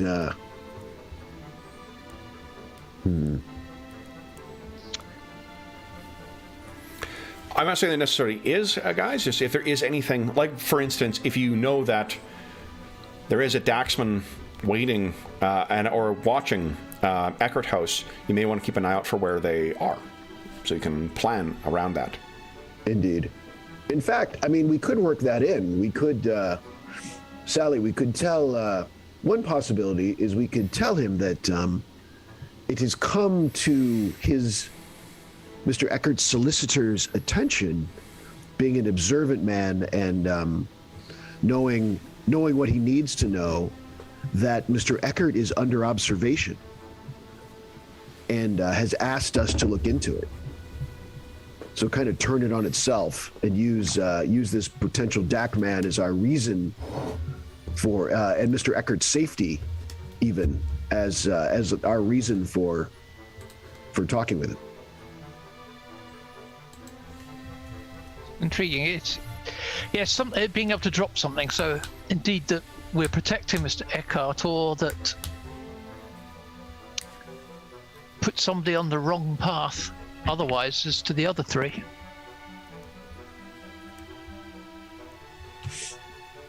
I think that sounds. I think that sounds better to me than the generic, which is the generic's going to work. I mean, presumably let's say he's in his right mind, but something did happen to him. Well, then he's going to know. He's going to be the least effective for this generic integrity check because he knows everything about his business. He's going to go, like what? He's the most likely not to be intimidated, like a floor clerk might go, oh, I guess, like a higher up had called for this, but there is no higher up from Mr. Eckert. So I like the idea of investigating, this very real potential threat. In fact, we don't really know why the man's out there. I mean, it could be a threat for all we know. So it's entirely honest in that sense. Well, just to twist it, would it be interesting to investigate a potential threat to Frederick and see the reaction of the loving father, or suddenly loving father, since evidently it wasn't before? Uncle. Sure. Frederick is his nephew. Uncle. So the concerns about his nephew. Sure, yeah. Because that would give us a reason to get close to Frederick later. Yeah. as well, I mean, and to interview him as to why people might be against him. Yeah, and that's probably not what the Daxman would be expecting, because they think we'll be focused on the uncle. Yeah, I mean, I think we could infer whatever we'd like, and it's all true at this point. We have no idea what they're out there for. Anything's true. So yeah, okay. Yeah, so I'll trust to you to identify your father's lackeys. Yes, they seem right. They seem to be watching the family, perhaps. That would be possibly just put it like that. And we're concerned about your nephew's, you and particularly your nephew's safety. Yeah. Anything we want to do before I'm looking at my should see anything that would be helpful. I think we're good. Spells and no, I think we're good. Now, would I, in my past, have somebody who is close in Frederick Eckhart's circles? Well, again, in Frederick Eckhart's circles, possibly, yeah. Why don't you give us a diplomacy check? Or are you thinking of spending your denizens of Paridar? That's my denizen, I was thinking. Yeah, sure. Be another like gad about who do you think this person is? Man, woman, what ancestry do you think they're from? I think it'd be an eligible woman of the right age for who might have hung around at the right parties, but possibly around the circle that Frederick Eckhart would be in. Yep, so someone of the nobility. Okay. It was somebody I'd met when I was still in fashion, but had made some rapport that's meant I still have some connection nonetheless. It's likely someone who had a genuine interest in you as a person as opposed to you as a curiosity. Yep. Okay, and who do you think, do you have a name in mind for this woman?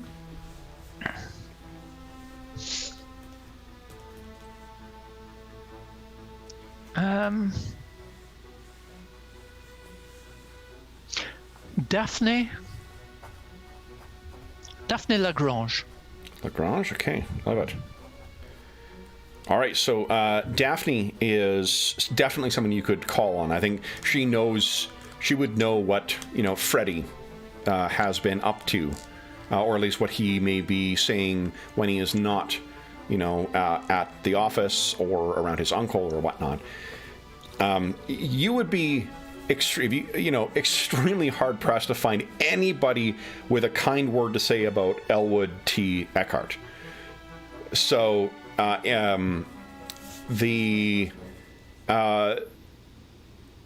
may not. I guess Freddy is the only one who does not have always has a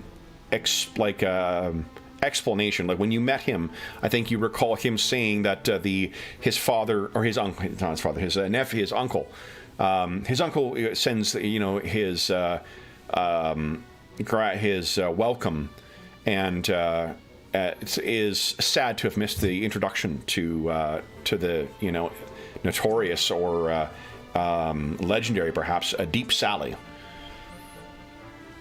So he did, and that seems to be what you remember about him. So if you want, I think Daphne Lagrange is definitely someone you could contact to get perhaps more information about Freddy.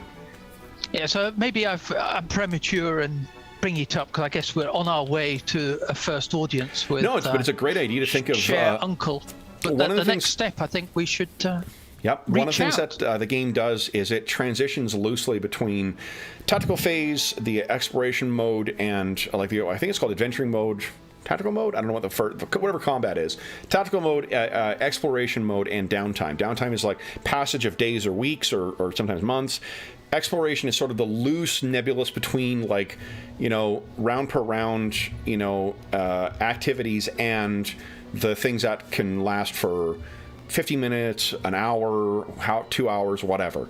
So that's a good idea to think of it like the montages in an investigative TV show, right? We just cut back and forth between you guys doing different things. That's sort of what one thing you could do after your meeting with the elder Eckhart is perhaps follow up with her to gather info. And we haven't actually gone in yet. Do you think, Sally? Do you think there'd be an advantage of asking of checking in first? We have that option still. What do you think? Well, let's see what comes out of the discussion with Uncle, and then that might give me some more suitable questions to ask her. I'll just sort Very of, good. I was getting ahead of myself, perhaps, but I think it's a good Very good. avenue later. So as the coach, or as the carriage pulls up to Eckhart House, we see the same, it's covered in snow in the, what do you call it, in the fiction. But it's very similar to what you see before you. There are, I guess tell me what you intend on doing as the carriage pulls up to Eckhart House. So we'll be sharp-eyed for a likely Dak man. Okay. Why don't you give us a, let's see here. Give us a perception. Oh, that's for sure outside my house. Snow removal guys are here. Apologies if you guys can hear the sound of the snowblower. It's quite loud. Not really. Okay, perfect. I think Anna's drowning out any snowblower. Quite possibly. So why don't you both give us a perception check, please? Let's see if you can. Oof, Golag. Your father trains them well. Now you could spend. You got 3 hero points, and we're about to take our mid-session break too. Nat 1 Wow. from Sally. So here's the thing I was thinking of is that building on sort of some of the neat things that we've seen in other games too. A Nat 1, you can of course spend a hero point to re-roll that, but I think what to have Nat 1s have consequences, I get to bank it as a consequence for in the same way that like failing forward. Is also I could bank something and then use it against you guys. So like, for instance, instead of rolling for random encounters, I could just choose something to happen, So do either of you wish to spend a hero point to re-roll? You're tapped out at a max of 3 right now, Golag, so if you spend 1, you're going to get 1 back momentarily. Okay. And then, Sally, you've got only 1 right now, but if you spend that, you will be getting another 1 momentarily, too. Yeah, that makes perfect sense. If I'm 3's the max, then let's do that. Okay. Just reduced that, and here comes a perception test. Oh, there we go. There you go. So you can see him once again. Like if you sort of, as you're, riding up here, you maybe lean forward just a scooch to see out of the carriage. And you're looking and you find the precise place where you would be hiding. And sure enough, you can see maybe the puff. This person is being trying to while the time away with a pipe that they're smoking. So there's a Daxman here too, and you know precisely where they are. Sloppy, Sally. He says to Sally under his breath, referring to the pipe. Nice. And yes, he's there, Sally. As promised. So, would his placement be? So, I will. And Kevin, you said this is kind of across the street or something from the house. Yeah, it is a perfect vantage for like I'm picturing like the way that it's sort of built up on different levels here. I think it's a little bit higher up. So there's maybe like a lowered courtyard around where Eckhart House is, and there's that bridge that sort of leads right up to it as well. I'm picturing it a little bit higher up in an alleyway between 2 other buildings, in a place that would not be conspicuous and also that would not invite curiosity from because this is a very wealthy neighborhood, not from the neighbors. So he's got a great vantage of everything coming and going from Eckhart House, at least from the main entrance. I'm going to look at. I'll judge where in Eckhart's house one might best see this man, in case I want to check, or Sally or I want to check. Yep. And in case I want to, that in case Mr. Eckert needs convincing, I'll say, you see that man out your window right there, sir? And, he's watching you too, this kind of a thing. Yep. Yeah, you definitely, any number of the windows of the many stories of Eckert House you could look out of and find, and be able to spot this. You would need to know precisely where you were looking in order to do so, but you most definitely could see that. So the carriage pulls up. You guys disembark, and you are let in. And the welcome here is even more opulent than at Addison Wright's home. And it's a massive antechamber that, or not antechamber, but kind of welcoming room that you walk into, an entry hall, I guess. Stairs leading up to this, grand second level and fanning out every direction. Signs of ostentatious wealth are actually conspicuously absent here.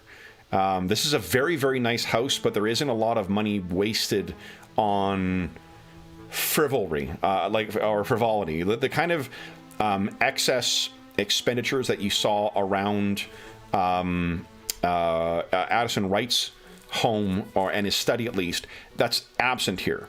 This is a beautiful house, and it's well kept, but there's not the sort of nonsense that you see occupying the halls of other rich people. Sally, this definitely stands out to you. I'm not sure you've ever... It looks like someone hasn't properly moved in yet. So you have an opportunity to speak to the staff here. So why don't we do this? Have Sally, you can give us a diplomacy check, and Golag, you can use a diplomacy or society. And each of you gets a hero point as well, too.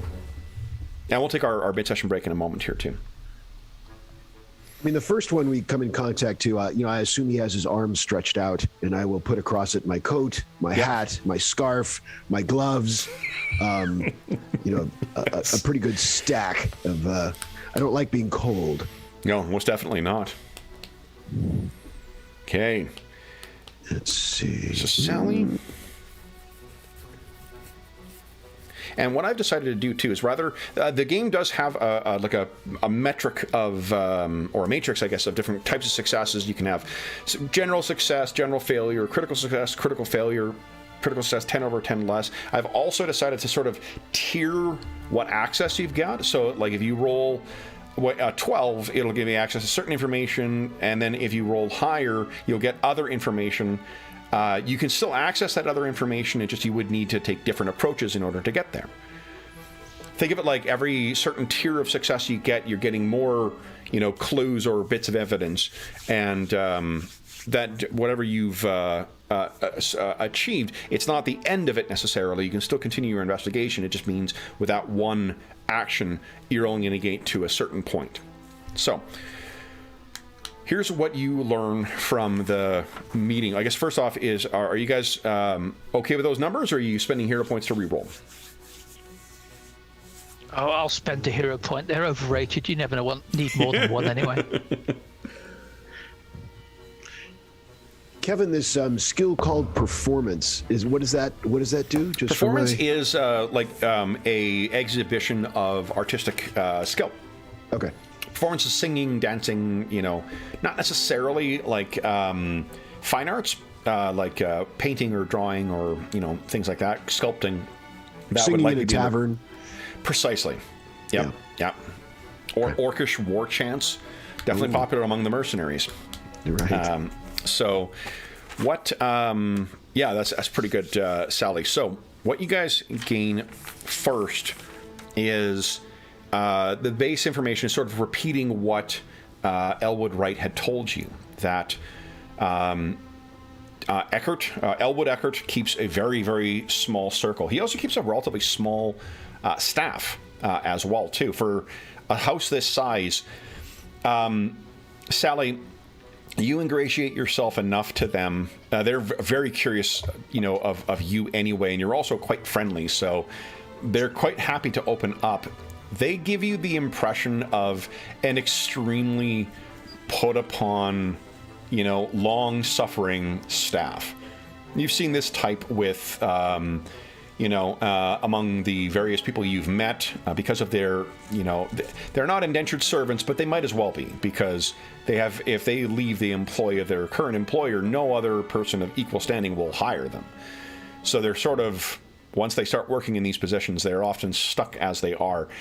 And everyone here seems to be, given their age, is likely to have been around for quite some time, and they're they all seem a little perplexed by his change, but also, they look quite haggard. You can only imagine the demands that a man like Elwood T. Eckhart would make in his own home. And the staff that he has here, there's no way that's enough to properly manage a house like this unless they're working 20 hours a day or something like that. Ooh. And it is a well-maintained, while it is absent of the kind of accessories and displays of obvious displays of wealth that some of the more affluent homes have, this place is pristine. The floors are dust-free. The mantles, if you run a glove across it, you would find them clean as well. But what they say is, as I said, Eckhart doesn't really have friends and doesn't meet with anyone else. He works and that's it. He travels to the office and then he travels home. Sometimes he has individuals visit.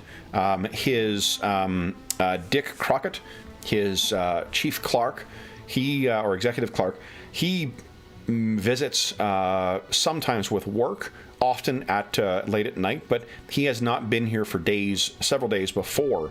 The only person who visited in the interim was Frederick. Freddie came on the day of Yule Eve, so like the day before Yule. He came to visit and left a present for his uncle, and that's the only stranger who has been in the house since then. They confirm to you that there is a priest from the Church of the Heavenly Host who came and worked some rituals to try and determine if there was any untoward, markings, and the House of Glyphon Wards from the university, from Collingwood University, likewise came by, the chief diviner. And all the wards and whatnot that were in place here were still in effect. So as far as they can tell, nothing magical has directly, or at least nothing they're aware of, has made its way in here. And do we know what the present was? The present remained unopened. They can show you that too. It's a small little gift. Still wrapped up in the same paper. They tell you that Eckhart is not one, or has not been known for, and they call him, I think, Master Eckhart. Master Eckhart is not known for sentimentality. Freddie has brought a gift for his uncle every Yule, and they have all remained unopened. Ooh.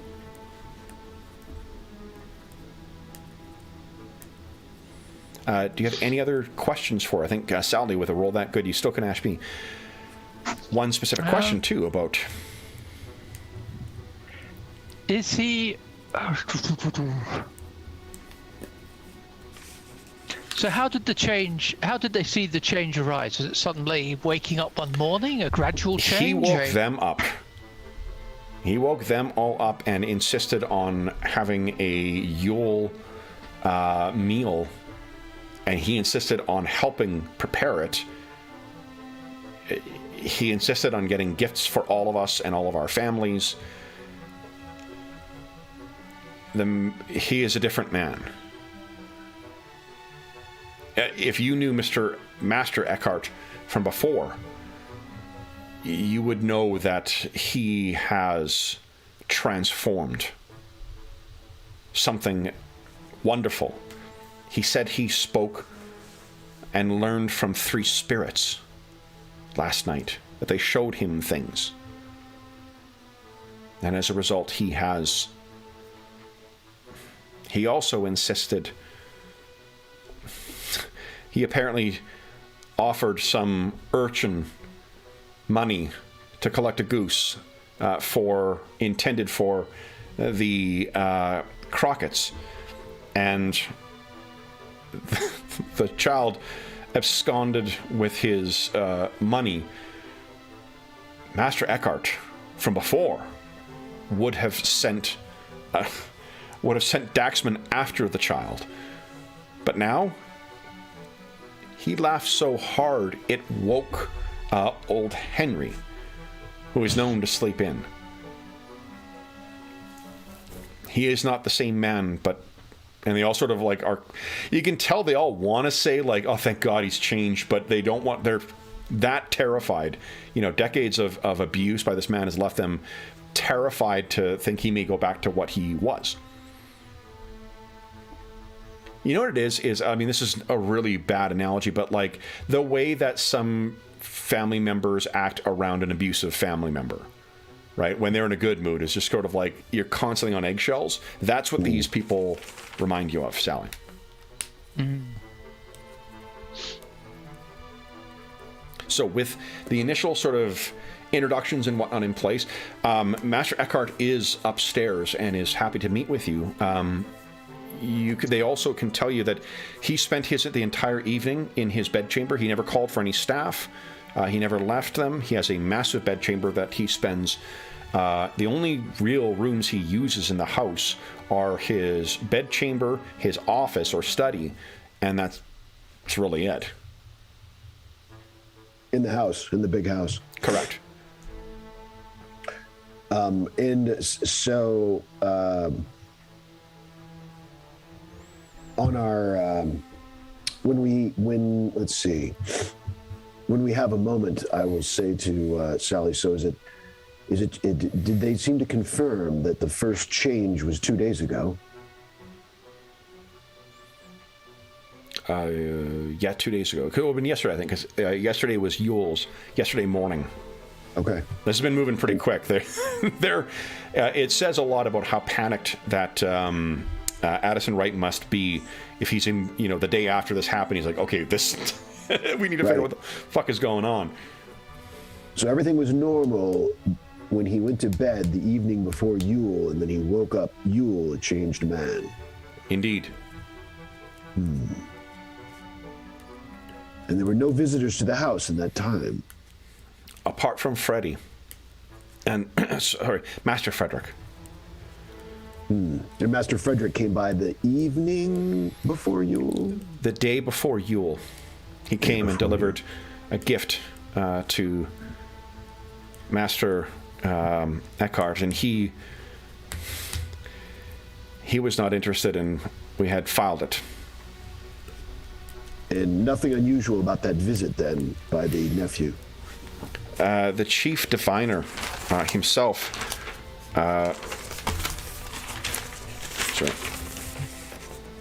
Wayman Penn, Master Wayman Penn himself observed the gift and found nothing unusual about it.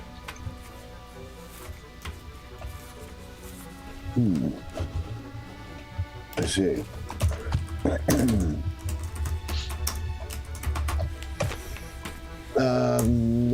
Very...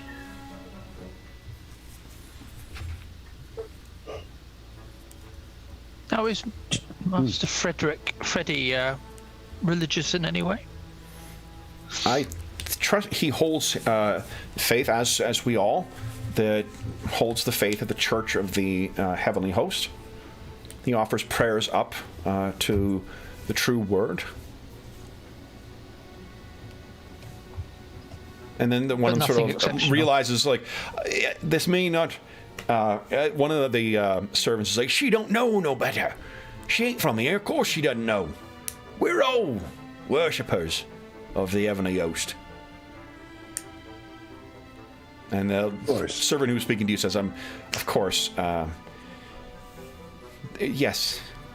Yeah, Freddy, as much as any of us, regularly attends and offers prayers to the Heavenly Host.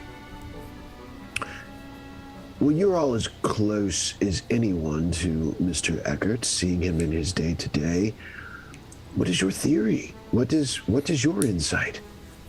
What's happened here? You can kind of picture that you've collected all of them, like in maybe the kitchen or something like that, and they all sort of look at each other, and then finally the oldest among them, who seems to be maybe old Henry, is like, "It's a blessing of the heavenly host.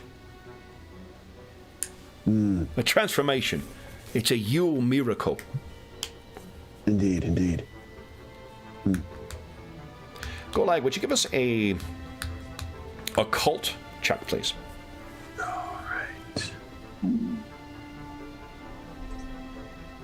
Holy smokes! Good grief. Look at that.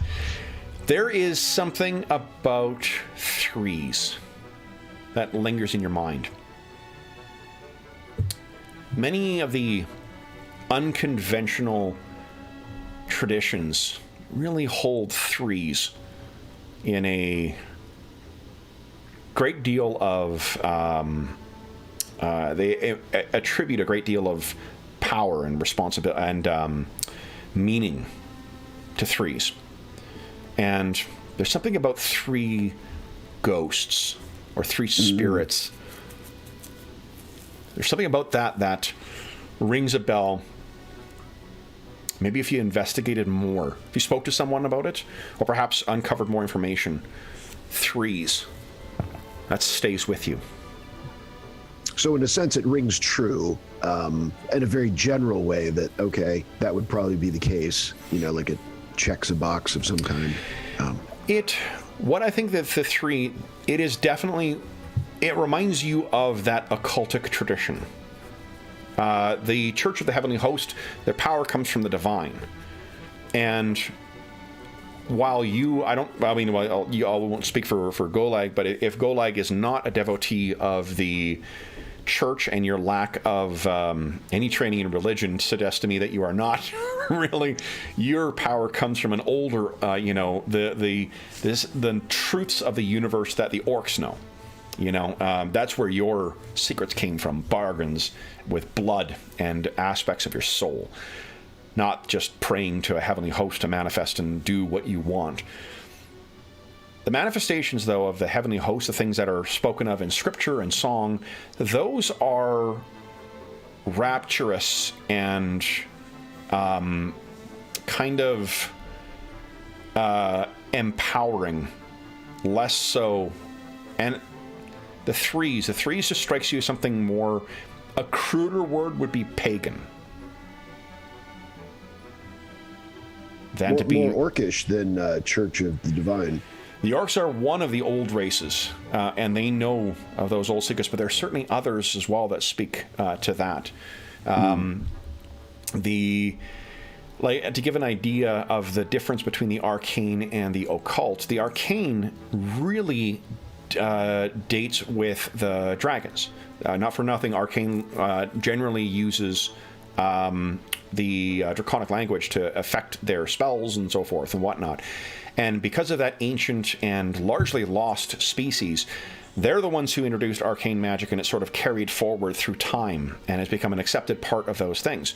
But because, just because the arcane magic, founded or discovered by dragons has come to dominate the sort of accepted way, doesn't mean there aren't other ways that lead to the same level of power. And that's where the occultic secrets come in. Those traditions and sources of magic that are sort of forgotten and left behind. The orcs, the giants, the hags. That kind of less, they are less clinical in their execution of and their aspirations to power than what arcane magic offers. Very good. And that's where it makes you think of the three spirits thing. There's something about that reminds you of something you read about, or perhaps were told about, or had whispered to you by your shadow.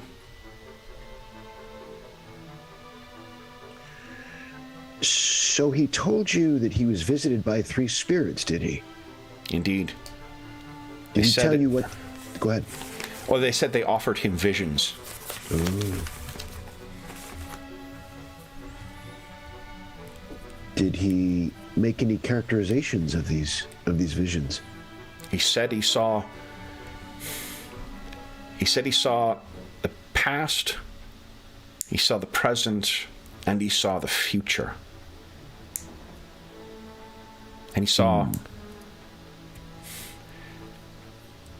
I wasn't sure he knew his name, but he seemed keenly interested in Dick Crockett's son as well, Lucas. He knew him by name. I didn't even know he knew his name. Crockett, he's a good egg, that one. But is afflicted by bad luck, he is. His son, Lucas, he caught some kind of sickness. And the physicians did not think much for him. Though, Crockett, and this is old Henry once again, old Master Eckhart, he would not pay for the treatment what he needed, so he was forced to go by what he could. And that wife of his, she insisted that he not take that damn serum that's making the rounds. The boy would have died, I'm sure. But Master Eckhart, it's just part of the grace of the Heavenly Host. He's now taking an interest in the boy, and he'll ensure nothing bad happens to that boy. He grows up strong and fit. Rightful reward for one as dedicated as Dick Crockett. Indeed. Very good. Well, you think of anything else, Sally?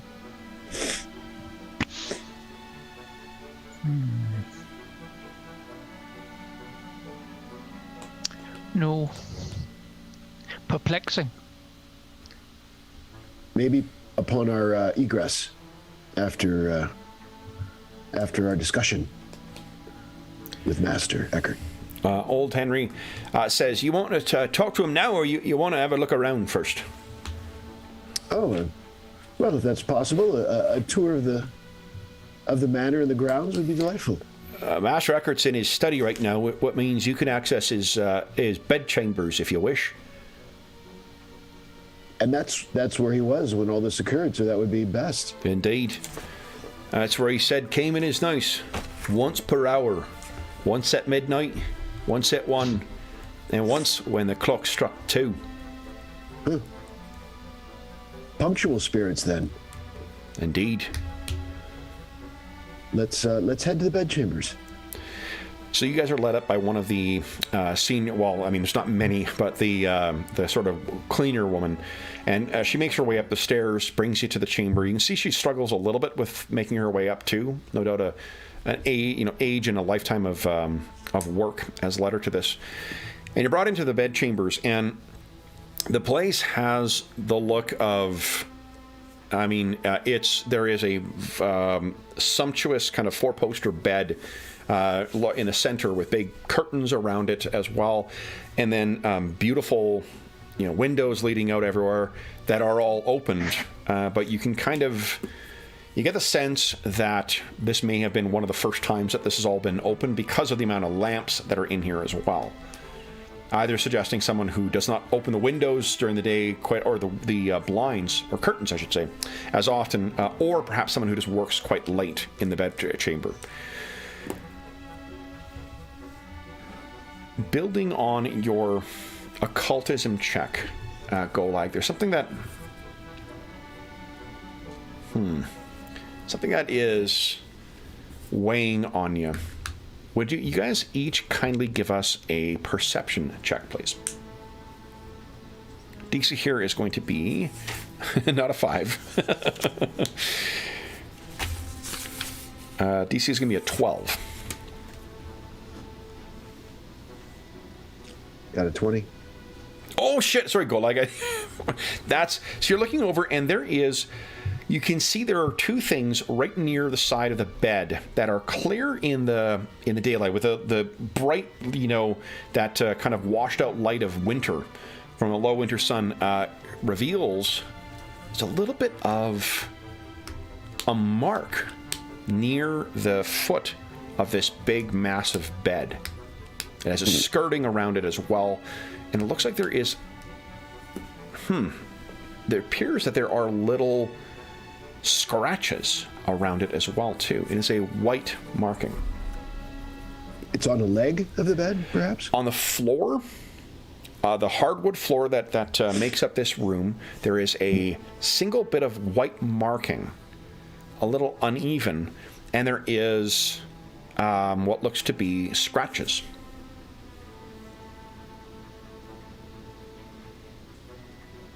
Does it seem to be any kind of symbology to it? Does it seem it that isn't, crafted? If you get up and get closer, you can look down, and it is a, like, if you test the thing, it rubs away quite easily, but it's the kind of, like, heavier chalk that most certainly, like a grease pencil almost, that ritualist or occultist would make use of. And the scratch marks, when you get closer, they do seem... They're curious. There are what looks like if you took... Remember the, like, I don't know if you guys have the same thing too, but do you remember the protractors you would have as a kid? The fucking, like, metal weapon things? Yeah. So that's what seems to be the... It's as if you took a protractor and scratched the floor. That seems to be the markings here, and they're honestly, like, it's odd because the markings seem to be almost as if it is a what do you call it? As if it is a spider, but with legs like a protractor, a sharp metal point. And it all rubs away. It's not spider. Oh, go ahead. A clockwork spider. You certainly have seen Stranger Things in the the engineering laboratories of Paridar. The markings, it's tough to tell which way it's coming or going, but they do seem to, if you look down low, there is a central heating in here. A boiler, no doubt, somewhere in the basement that belches out heat that goes around. And it seems to go over to a grating. So the markings head over to there. And they also seem to go under the bed. So it is either that this thing came out of the vent and made its way over to the bed, or came out of the bed and made its way over to the vent. There is a heavy fabric skirting around the bed, so you can't quite see, without lifting up and looking in, what's under the bed. Take a look. Okay. Actually, and go like with your dark vision quite easily. You pick it up, you look in. Actually, I think, Sally, you got dark vision as well, too, so both of you. There's a slight glow from the bioluminescent kind of nodules around on her face. What you can see under the bed is a large and elaborate ritual marking that is placed right under where he would be sleeping, based on where the indentation in this ancient bed has sort of been worn by his body over the decades. You have to pull the bed aside in order to get a proper look at it, I think.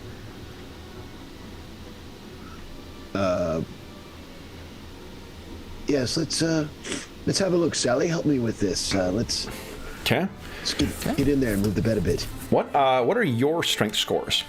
I can't remember. Let's see. I think it's only 10 and 10. 12. My strength. Oh, 14. Nice. And so how much? 14. Oh, fuck yeah. So you guys are easily... Oh, I forgot you're orcish, of course. So you grab and you're able to kind of pull this massive bed aside between the two of you. And what it reveals is this very intricate pattern that has been drawn on the hardwood surface underneath Elwood's bed. And in the center, there is some small thing that has been sort of crafted or dropped or placed there. Golag, would you give us... Actually, both of you guys. Here's one cool thing about... I do like about PF2 is that you're not gated out of potentially knowing something just because you're not trained in the skill. Your chance of success are not great, but both of you guys can give us an occultism check, please. See if you can pace. Nice. Okay, not so much for Sally. Sally, it's a mystery to you. You've not seen anything like this before. Fucking Golag, that's a critical success. Golag, couple things here. For one, this is the markings that are here, and hold on, I'm going to swap out. This is getting a little more sinister here. There we go. This particular marking on the ground is what you would use to anchor a ritual. So it is something that is not a point from which you would cast a spell, but is or cast a ritual. It is a place where the ritual would come in. Now, in order to... It is definitely of occultic design, and what you can see in here, or not of design, but of... it is one of those more unconventional practices that I mentioned, and the markings that you see on here, this is the magic of hags, which fits. Hags are known to keep to covens, that number of power of 3 also manifests with hags.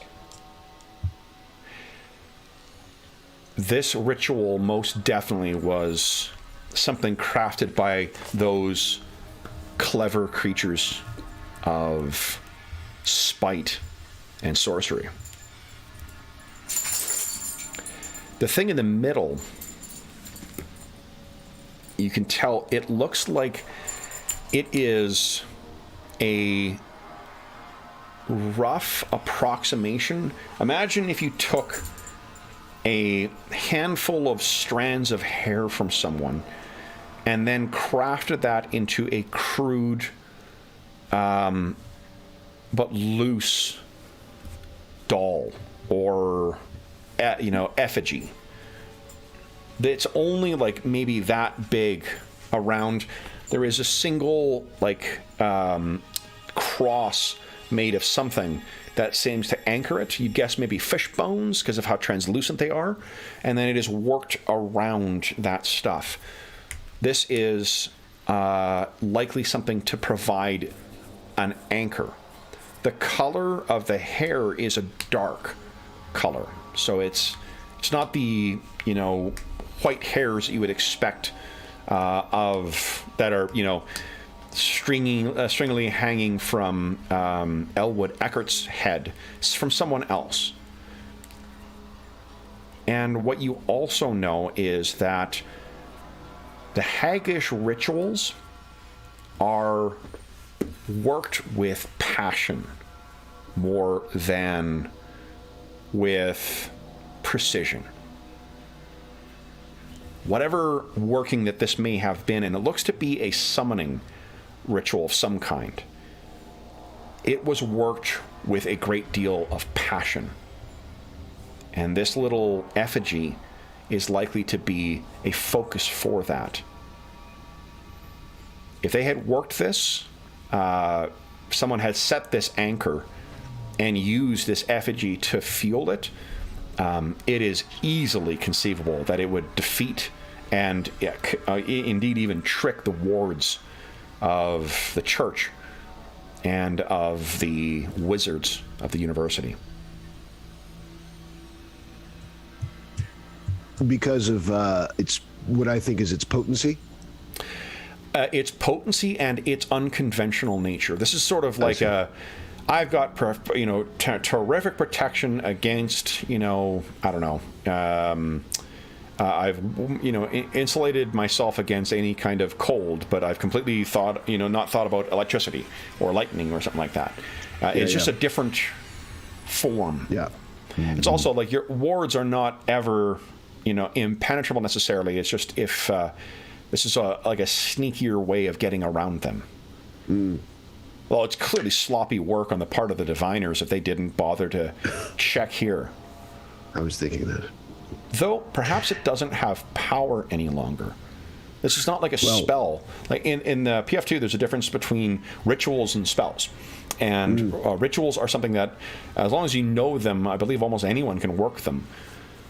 So you don't necessarily need to be a spellcaster, but also you, once the ritual is complete, it's not going to have the residual magical signature the way that like casting a spell might, or enchanting an object might. Well, to that theme, Golag is going to reach into his coat pocket and bring out a pair of spectacles, and then methodically cleans them out of habit, puts them on, and he's going to see if there's something magical still about it. Detect magic. Nice. Yeah. So it's first time seeing Golag make use of his magic. What does it look like as he works his magic? I'm picturing it as of a more academic in a sense, so that's why he pulls out his glasses and he kind of peers forward, and there's sort of a if there was a beam of light, you'd see it more because everything with it's got a shadowy feel again, so it's kind of a mysticism that sort of flows out of his vision, and he's and it kind of wafts over the into the area. Okay. Whoa. So he speaks some words in Orcish, and wow, there's that pulse of magic. You can click on it and have the rules come up if you like. Yeah. Oh, cool. So then what happens is it pulses out, and there is no magic. Well, Sally, we've certainly found something, haven't we? But it doesn't appear to be active still. Whatever was done was done. Indeed. But the question is, can it be undone?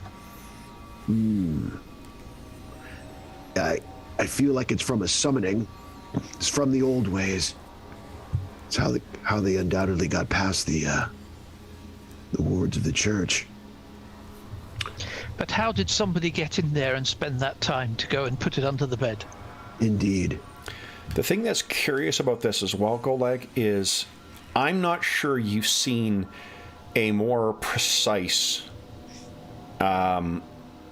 marking of a ritual circle. When you're affecting such magics, it's obviously important. Like, precision is important, but especially for these more unconventional traditions, like occult traditions, it's as much a art as it is a science. There needs to be expression and things. This is precision, machine-like, one might say. And in fact, with it cleared away, you can see the same markings and scratches on the surface. So shall we have a look at that heating vent? Yes. If you get over to the heating vent and you touch it, it falls away. You see that the screws that were holding it in place have been pushed out of the wall. Whatever was holding it in place has been destroyed, which would make you think that either something yanked it off of the wall or something pushed through from within. Well, it would seem that something perhaps came through this vent and created this ward. This ward is strangely almost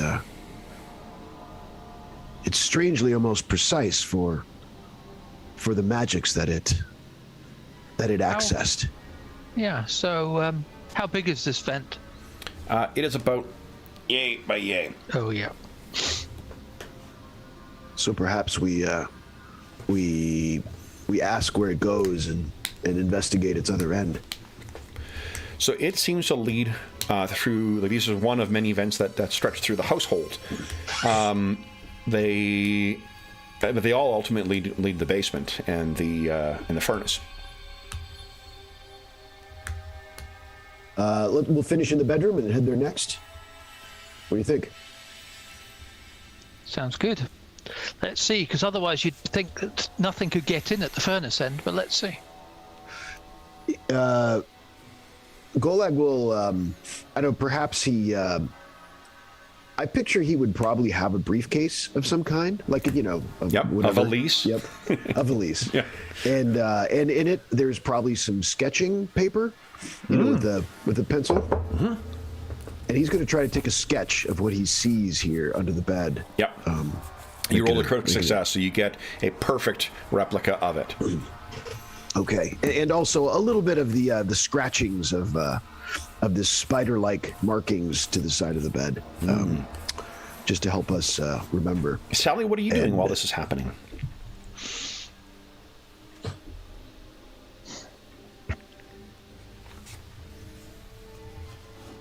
To be honest, I'm just waiting for us to head down to the basement. I'm not sure there's... Okay. There's something I'm missing, I'm sure, but... No, and it's not... let's see here. What you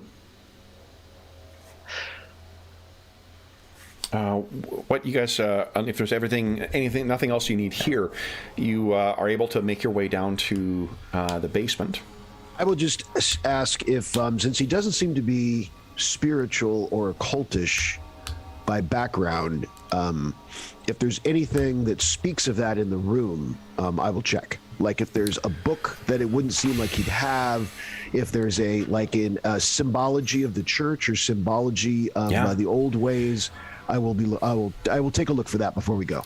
Sure. So if there was something, honestly, like this, looking around the room, if we think of that, you know, one's bedroom is sort of the most personal of abodes, if they're like that. I think arguably a study for some folks might be more, or if not equally, personal. This person has nothing in their life. There's no books, there's no nightstand. There are probably a stack of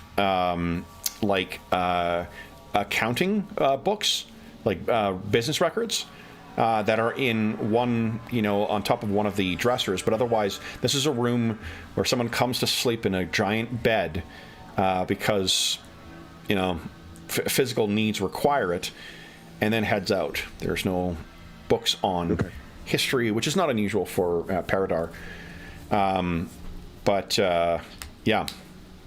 This person doesn't. There's no symbols of the Church of the Heavenly Host. There are no, you know, knickknacks anywhere. There is, the only thing you find is one ancient photograph that is so, you have to like push. Actually, no, with the way his housekeeping staff keep it, you don't have to push any dust off of it. But it is a picture of what looks to be a young Elwood, and probably a relation, likely his brother, Frederick's father, and then a young Freddy. But it is set in a place where no one would casually see it, and certainly he wouldn't see it coming and going from his the bedroom entrance to the bed and then to leave. So I think the question is a good question, but probably something we should be interested in finding out from Master Freddy and Mr. Crockett. About the picture. They have such interests. Oh. And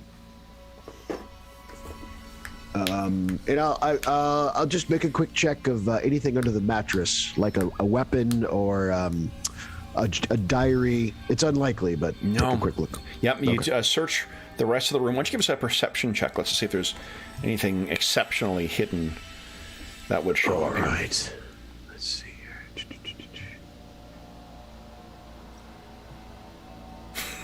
Nope. Not one.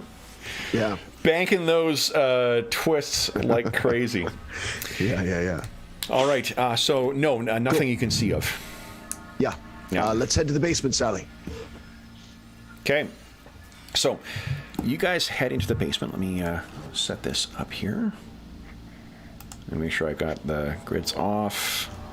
The lighting's off. Good. Okay. Here we go.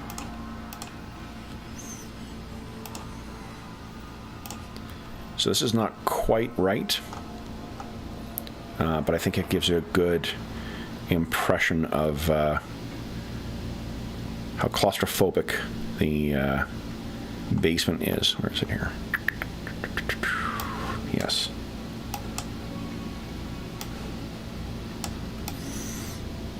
And just judging from the time and the rate that we're going through this, guys, I'm thinking we will play part 2 of this next Sunday. Because we have the same, both of you guys, and we have everyone else who are a bunch of other players who are also joining us. So we will, we're unlikely to see the end of this story today. Right. So we can conclude it on next Sunday. We're not quitting Yeet just yet, but just to give you an idea, if you're wondering where this will go and what ending will come. I mean, you guys have both played with me for, what, coming on 3 years now? Yeah. Is it shocking that we didn't get through all the material I wrote? No. I tried so hard this time, like too. Yeah. All right, let me grab your tokens, and then I'll bring you down. Okay. And with the new setting and new characters, there's always a little time to, acquaint. Most definitely, yeah. Well, and you guys are, I mean, and I think all of us we all enjoy, chewing the scenery, smelling the roses kind of stuff as we do these types of things, so it's not surprising. And it'll be it'll be interesting to have, these problem-solving mystery stuff is always kind of fun with lots of people, too, so... Yeah. Not that this hasn't been a shit ton of fun with both of you guys, as it is. So this isn't, obviously there's no people down here. Obviously it's not quite like a tunnel, but I think this gives a real good feel for how the basement is. It is poorly, with only one, incredibly rich man living in the building. There's very little stored down here. He's not a pack rat, as it were. He's the opposite of, what's his name? Kane from what was Citizen Kane's first name? I can't remember what the character's name is, but the opposite of him in any event. Not hoarding a bunch of shit. It's nearly empty, but there is stuff that is like the belongings of previous occupants. There's no train rail, I assume. The train. There's no train rail, no. Okay. Because we'd have to take a note of that. Yeah. Did you guys know there's a train down here? It's quite a basement. That's how they got the spider in. Yeah. Right, exactly. So as you guys make your way down, go ahead, Sean. You go ahead. So because both of you are from non-human lineages, you both are blessed with the ability to see in the dark. So are you bringing a lantern down? Are you making use of any of your spells? I can't remember if you're... if you got light as your cantrip. I do indeed. So, and I can just rearrange my phosphorescent spots to oh, nice. Light things up, so I can light us up just by myself. That's super fucking cool. So Sally is glowing with a bluish light now from her bioluminescence and casting out a bit of a thing. You can also make use of yours if you guys decide to split up or anything like that. I'll probably wait, but I probably will. At some point, I'll fire out. In fact, I think I can make it I'll have to read it again, but I think I can make it more of a spotlight too, perhaps. Yep. So at some point, I'll probably whip it out. But right now, Hey-o. Yeah. Yes. The weekend already? Oh my goodness. It's 5 o'clock somewhere. Exactly. So you guys make your way down the rickety set of stairs leading into the basement, and it is a sprawling and unkempt mess, to be honest. Doesn't appear like there's much of anything that is stored down here. If there is a larder, it is separate from the basement here. But you can hear the sort of, there is a feeling of warmth down here from the massive furnace, gear-driven furnace that would have be warming this enormous mansion. And there is the sound, of course, of this of this thing going in the background. There is alternately a stone or an earthen floor, depending on what part of the basement that you are in. But judging how... So neither of you guys have any... do either of you have any lore that you think might apply for trying to figure out where the hell these vents would meet up? try and guide this search. At default, it'll be perception, but if you've got something else that you think might be appropriate, I'm happy to have you roll that instead. What do you guys think? I mean, he does have thievery, so there's that as a possibility. I don't know. Yeah, I'll let you. So thievery is normally like more of an active thing of trying to grab things. Yeah. So the way that Pathfinder does a neat job of Pathfinder 2 does a neat job of consolidating like things that are happening in the game with the skills. So it gives you ideas for what specific actions they can use. So thievery are things like palming an object, stealing, disabling a device, pick a lock. Although lore underworld maybe if you're looking for like a hidden place. So okay. Sally, do you have any thoughts for? Yeah, well, unless this is something very characteristic of Paridar and its architecture. That's the only lore I've got really. You could use that. There's the difficulty class will be a little higher for that. So why don't you guys give us a underworld lore and a Paridar lore check, please? Nice. Okay, so underworld, you know that there's sort of like there is, before things get to the furnace, it'll be hot, so you're going to want to make sure like you've got gloves or something on before you open it, or some kind of protection from the elements. Yeah. But you got an idea of where there is sort of a something that isn't going to be deleteriously affected by excessive heat.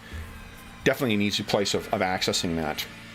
I'll look for like a box that kind of like the tools next to a fireplace. Maybe there's a box of the gloves or a pole or whatever's associated with this kind of thing. So you're making your way over.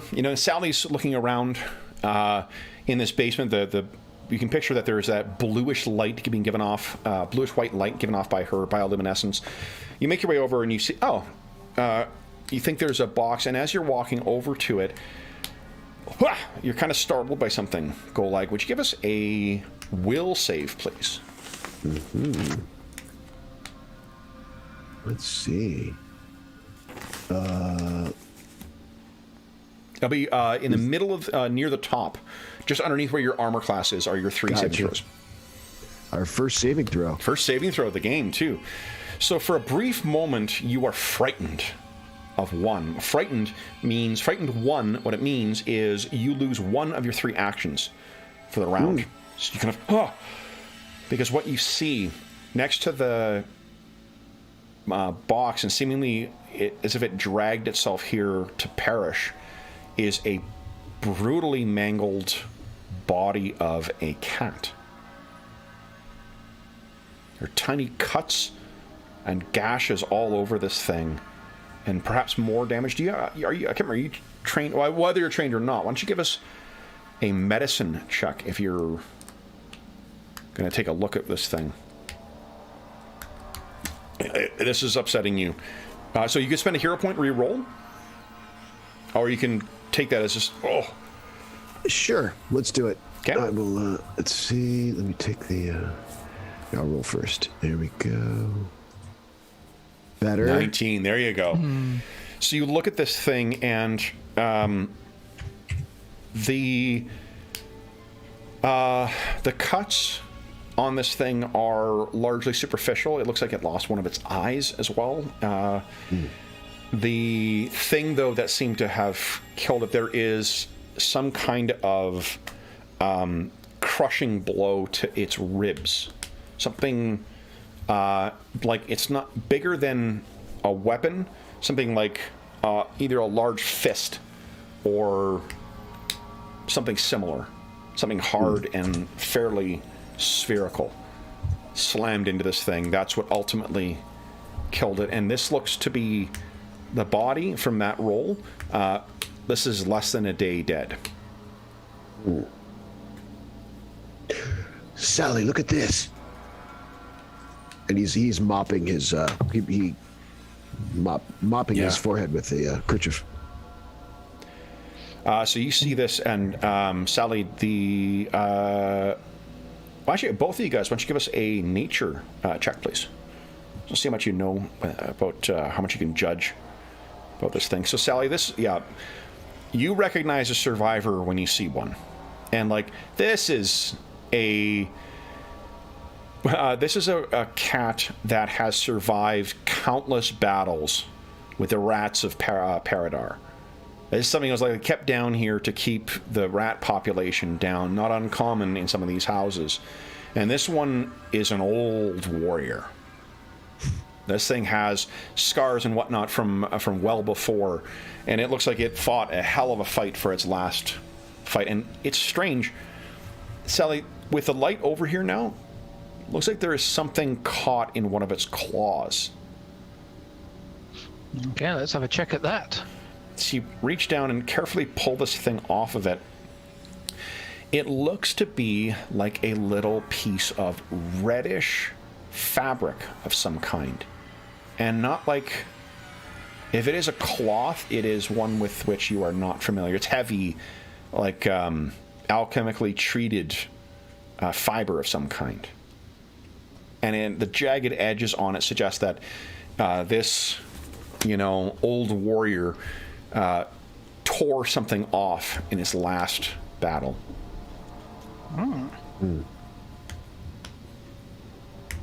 So nothing I've seen and nothing... Yep.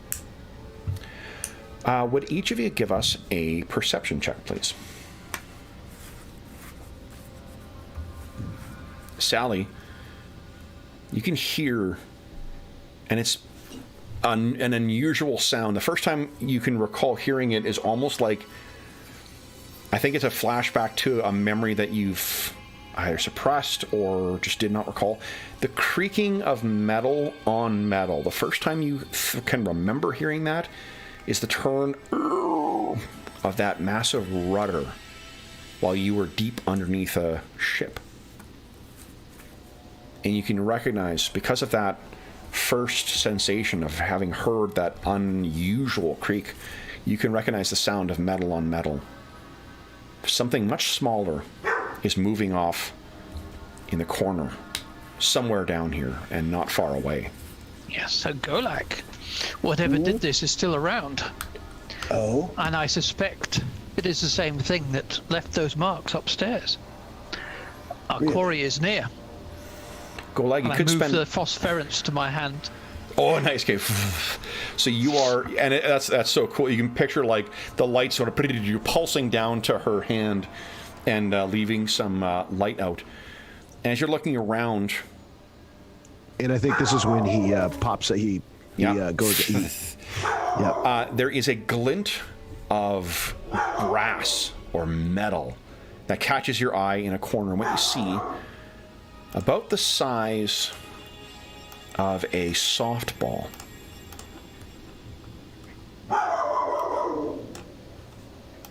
The dog upstairs is definitely barking.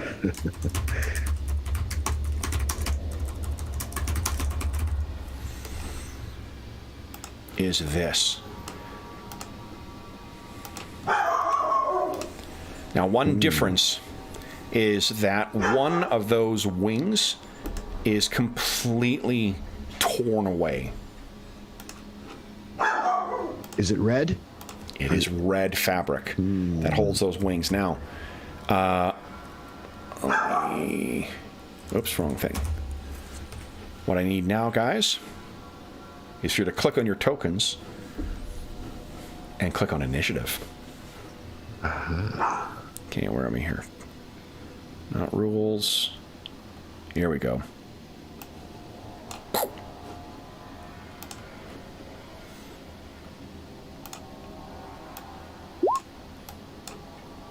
All right.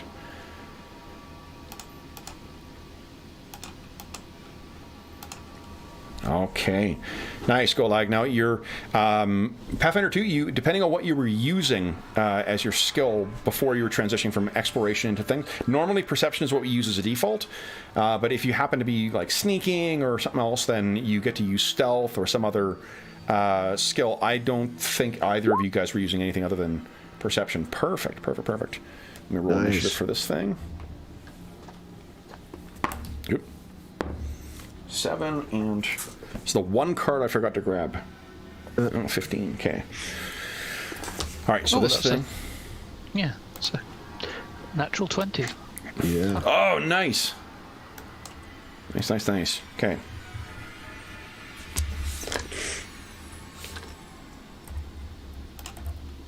All right. None. Okay, let me get this so you guys can see. All right, you can see that red bar, but you can't see the numbers. Is that right? Let's see here. On the clockwork thing that's down there? I cannot see any bar. I can't see any bar either. Oh, hold on here. See here. How about I save settings? There we go. There Yes. Perfect. I can see numbers. I can see numbers though. You see numbers, so okay, hold on. How about now? Okay, you're good. Yep. Nice. Third time lucky. All right, so let me add this thing's action. All right, so then, guys, go. I only got a 15 on that. So, top to bottom, Sally, you are up first. What would you like to do? So you have 3 actions, and you can choose spend them. This thing is about, I think about like less than 20 feet away. So if you do want to move up to it, that's only 1 action to get there. Yep. So I will move up. Okay, Sally races forward. Yeah, sprint forward. Yep. And while I'm at it, no, I will. I will do a flurry of blows. Okay, so you race to up. Try and disable it. Go right ahead. Okay, so Flurry of Blows is 1 action to make 2 attacks. You're going to make your first attack. Go ahead and click on under your unarmed, the first button there. And then for your second attack will be a, what's the AC of this thing? Okay. That is just enough. This thing is really fucking agile. And so you manage to connect, and this thing is quite, even though it's only about like yay big, it is incredibly sturdy. And you hit that with your first attack, and it kind of skitters to the side. You break more of the metal workings that remain of its one wing. And then for your second attack, click on number 2. That'll apply the -4 to your attack for your second attack this round. Now with my flurry, okay. Yeah, so what the advantage of Flurry is that it allows you to attack twice as 1 action, but you still right, yeah, but they still have the deduction. All right, so that second one, that one misses, unfortunately. You have 1 more action. You could take another attack if you'd like, and that'll be at the number 3, so the -10 to hit. Or you can take some other action, like for instance, you could create your shield. I will do my deflection. Oh, the hydraulic? Because I'm curious as to whether it comes, if it's going to fight back. Nice. So what do you think your hydraulic deflection looks like? So with the one hand out, I manage to exude. There's this spinning water comes out of the palm of my hand and swirls around in front as I hold my hand out between myself and it. I'm picturing it also like diffusing the light that's coming from your hand out through the whole thing, so it gives it almost like a glowing kind of... a flickering across the room now from it. Nice. All right, then Golag, what are you doing? 3 actions. Golag, first of all, is seeing Sally dash forward, is going to cast Forbidding Ward on her to protect her against the object. So I think that is a 2-action spell. Oh, it is. Yeah. Yep. So what it tells us is that the 2 actions is somatic and verbal. Somatic one's important because it is one that can potentially trigger reactions, like attacks of opportunity or other types of things.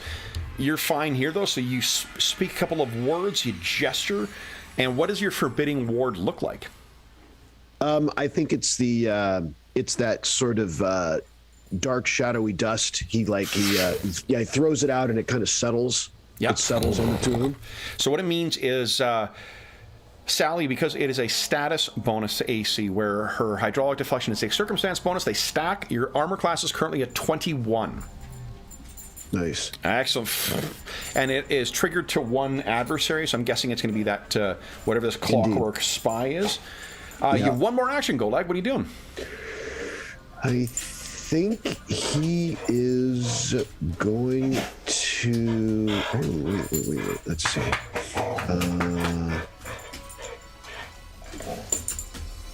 And it says hi to everybody, too. I'm going to try to... I'll try command, I think. Oh, no, can't do it. That's too much. It's 2 action as well. Never mind. I am going to... I will try... If you want to draw a weapon or something like that, or you got, I think, a cane with you.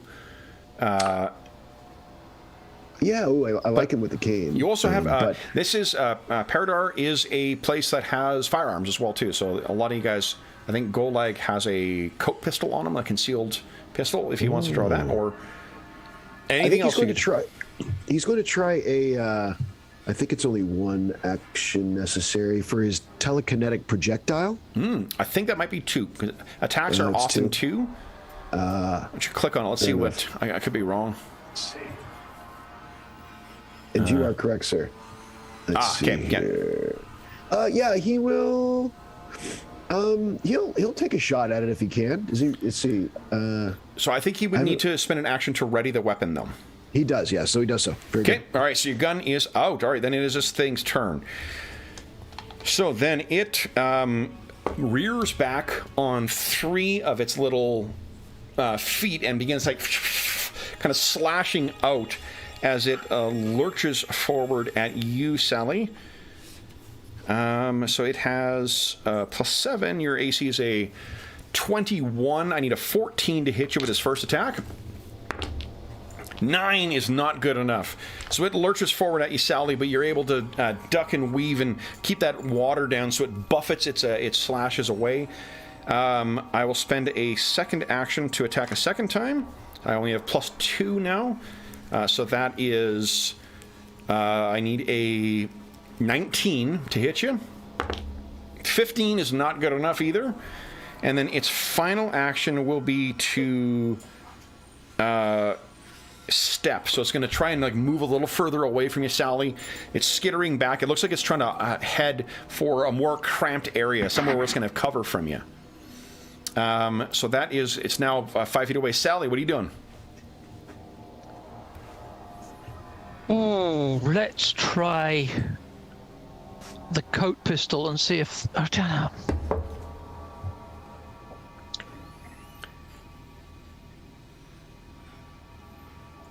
I'm going to do the...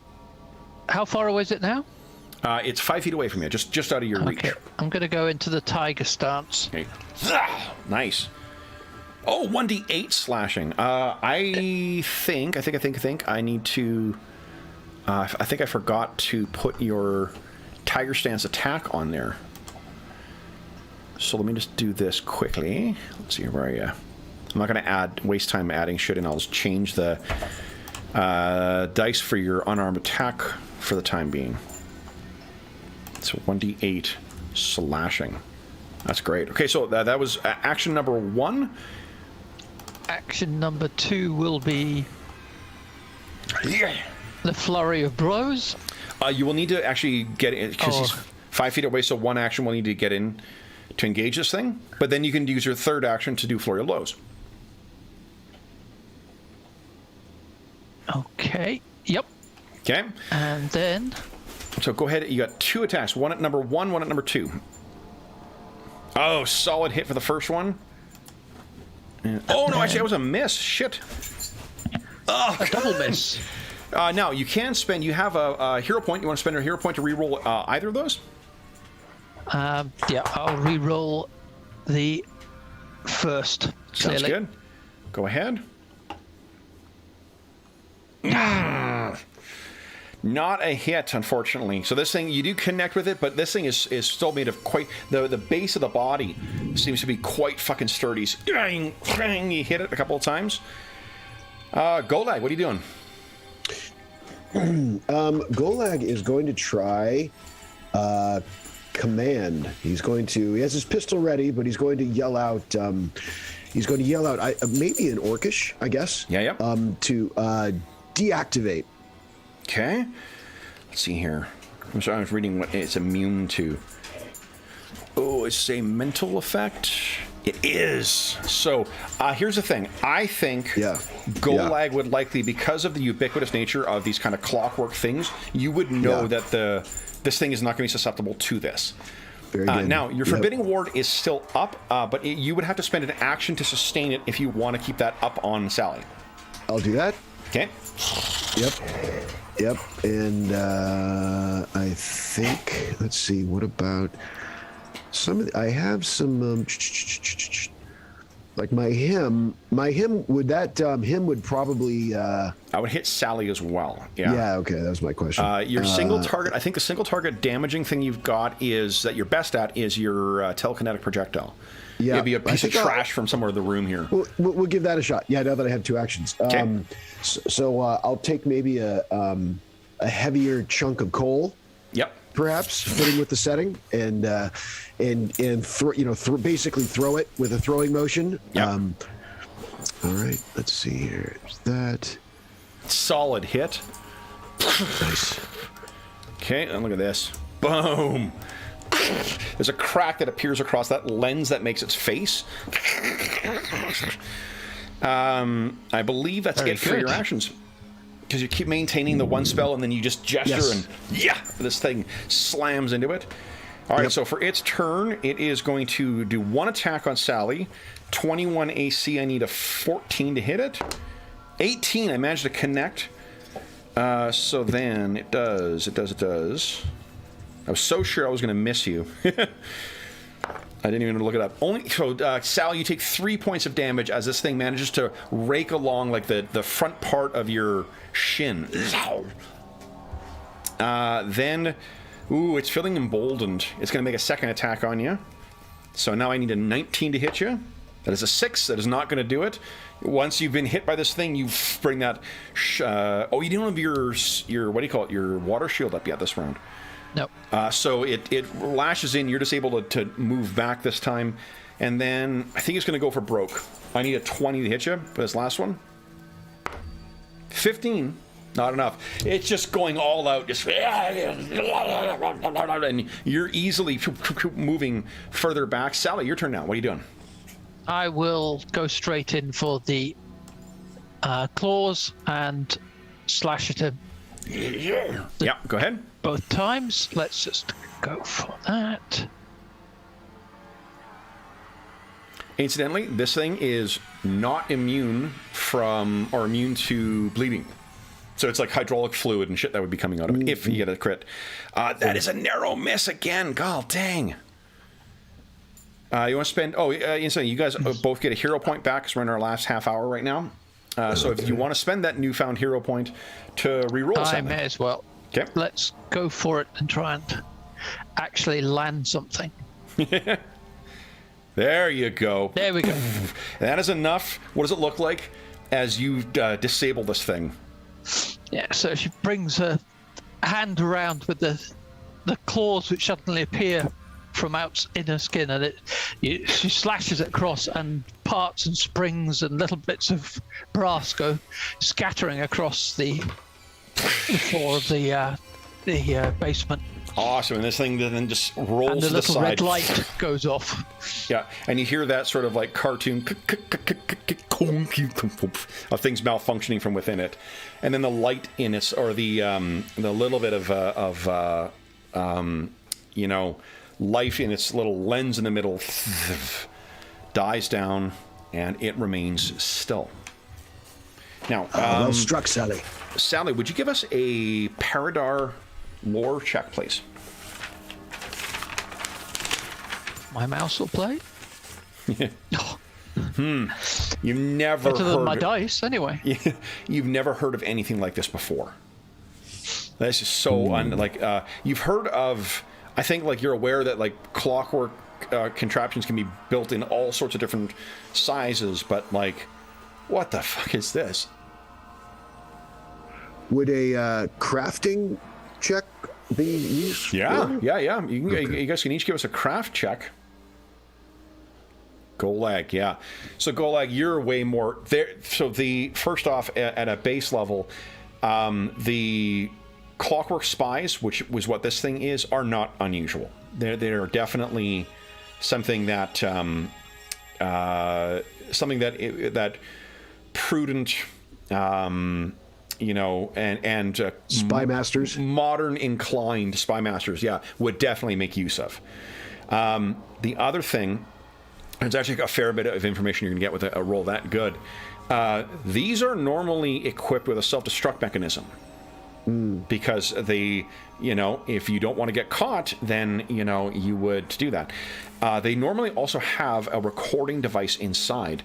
But what you can see is there is some damage done to this thing, which you would guess was done by that, now dead old warrior. So there is a self-destruct mechanism in this. It just was fucked up by the cat when it initially ran into this thing in the basement. The other thing is the recording mechanism that is often in these things is completely absent, but there is a bunch of other devices, including the types of fine manipulation that you would need in order to draw a arcane or an occultic ritual circle. And there still is left over that same greasy chalk that you found upstairs. There is bits of it left in here. There also appears to be a small container, as if it was holding something that it was going to deposit. If you were to compare that to the size of that tiny effigy that you found, would most definitely fit in there. I know, sweetie. Yeah, Banana's crying. I don't know if you can hear her. I did. I heard that one. Yeah. He's so her sad. Entreaty. Sad for the cat, I'm sure. Right. Yeah, good girl. Sally, look here. And he's leaning forward and takes out a monocle. Maybe it's a monocle. I think it's a monocle, actually. Yeah. Yep. I think that's. Sally, this is clearly our culprit.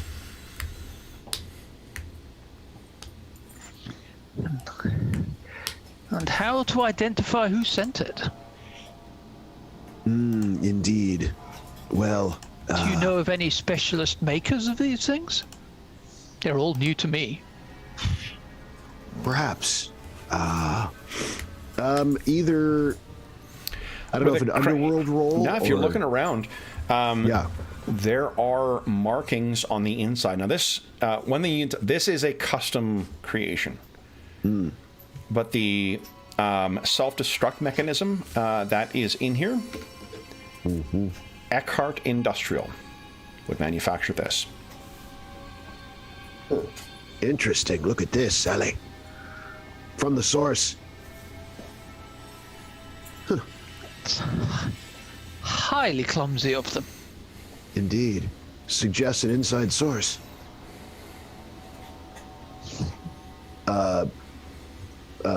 What's his name? Frederick, perhaps? It is rather ironic it was used on him by his own industry. Yes. I mean, it could be anyone from his staff. Not household staff, of course, but from his work staff. Wanted a bit of revenge on the old codger.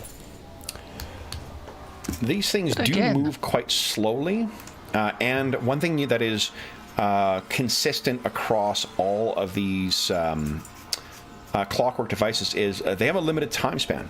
They're required to. They have to be literally cranked up to have power, and they can power down over time, suggesting that this thing would not likely have been able to be deployed from just anywhere to come here. It would need to have been deployed close to or on the premises. So we perhaps need to find out who's been down here in this basement in the last day or two. Yes, indeed.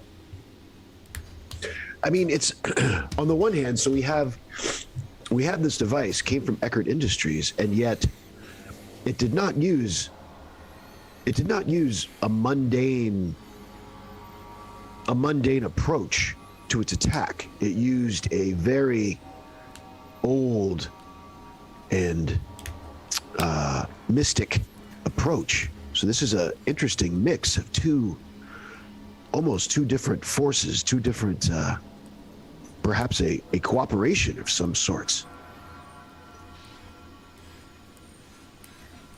I mean, you wouldn't expect someone with access necessarily to this device to be knowledgeable in the ways of the hags. No, indeed. So it's someone within the organization. As I say, to trace it back, I think we need to follow the footsteps. Now, as you say, if it was somebody of the household staff, they wouldn't have needed to go through all of this complexity. So it's somebody from the inside, but not inside the house. So who has come down here? Yes. Under what pretext? And maybe if we can trace that back, we can find the originator. Yes. Surely the housekeeper would know who'd been given access. Was this locked when we came down? The door was not locked, no. But still, I can't imagine people wander around the house without anything being known. What you could do, guys, if you do want to have a look around, we can just have you make a perception check, and we'll see how that comes. Specifically for tracks that we saw in the bedroom. The scratches and stuff? Right. Seeing if we can tell if there's scratch marks on the stairs. Is it possible it was unleashed, just outside the basement, somewhere in the house? Is there a window? Yes. One thing you've got an advantage of too is that because the staff, the long put upon staff, keep the place so clean. While there are unlikely to be markings in like dust and stuff like that, it'll be very easy to spot those scratches if they're present. So go ahead. Perception then? Yes, please. Perception from each of you. All right. Look at that. Nice. Duh. 19, show off. Nice. So, Sally, you were the one who first spots this. But it appears... first, you find a couple of markings on a wall leading up from near where the... Or, first off, you find there are scratches on the outside, the hallway leading from Elwood's room, the senior Eckhart's room, down towards the sort of main hall. The only reason you missed them before is because you weren't looking for them, but looking closely, especially with the use of your bioluminescence, it's easy to see where those scratches are on the hard wood.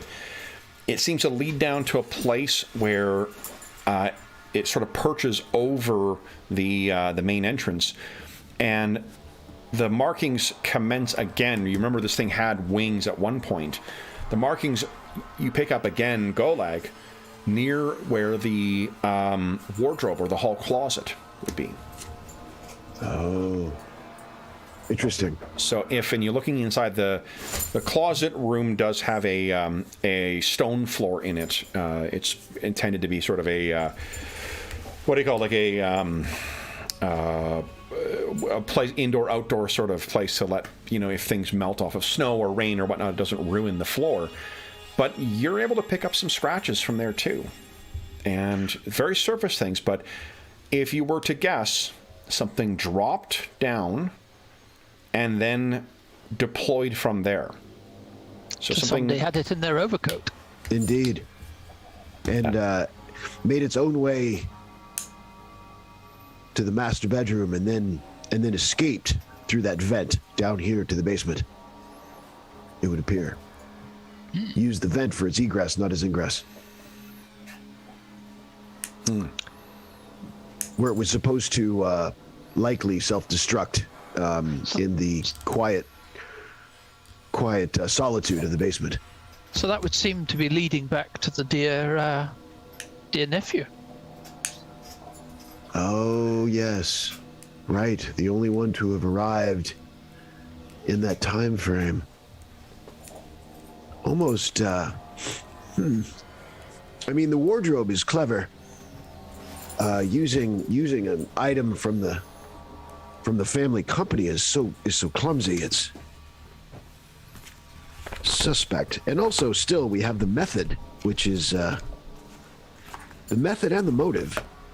I guess unless the motive would be to, if it was really, let's say the nephew had really come to the conclusion that such behavior out of his uncle would have his removal. I suppose we could add that. That's an interesting and odd approach to removing your uncle from the power structure, but I suppose we have to consider it. And it's a rather non-brutal way. Yes. might be of somebody who's still holds some fond feelings.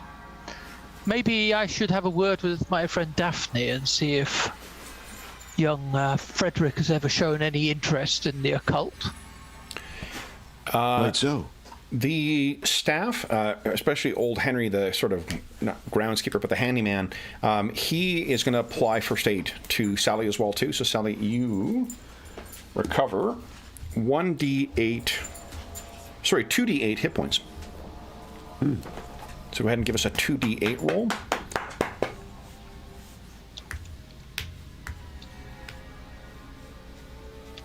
One of the things I realized between... nice, very nice. You're back to full health. I realized between last time I ran this game and this time is there's always been something that bugged me about the use of like your focus. All you need is 10 minutes and you get your focus points back. The Paladin has an ability called Lay on Hands that you can use to heal. And so like the thought was like, well, why can't you just keep cycling? And then everyone goes into every fight, at full health. Yeah. So I looked at that online yesterday, and the overwhelming response is, yeah, dummy, that's how it's supposed to fucking work. Everyone's supposed to be going into these fights with full health, so that's what makes them interesting, is because they're, challenging and whatever else, and there's other resources that your character has access to that may deplete over time, but unless you're like pushing forward in a fast-paced kind of way where you're not going to have time to rest between, if you've got that time to rest, you're supposed to go into them with full health. So that was just an interesting observation. I'd complained on the stream before about like, it's such a stupid way. No, I no longer have that complaint. So I'm sorry, what do you guys wish to do next then? So I was going to go and speak to my dear friend Daphne. And find out if young Frederick had ever shown an interest in the occult. Yeah. Or indeed in clockwork. Yeah. And Golag, what are you thinking of doing as your sort of exploration mode activity while she's doing that? It's probably, I guess this is contact time, so I will go to my contact in my father's organization. He's probably my, who knows, maybe my lieutenant at the time. Yeah, like a senior, like a sergeant or something like that, or a handler who still has, despite my father, it's a tough spot for him, but we were close, and so maybe his loyalty to me still resides to some extent. Sure. So you said him, so I think we know it's a man. Yeah. Do you have an idea of what ancestry? Human, mixed ancestry, Orcish?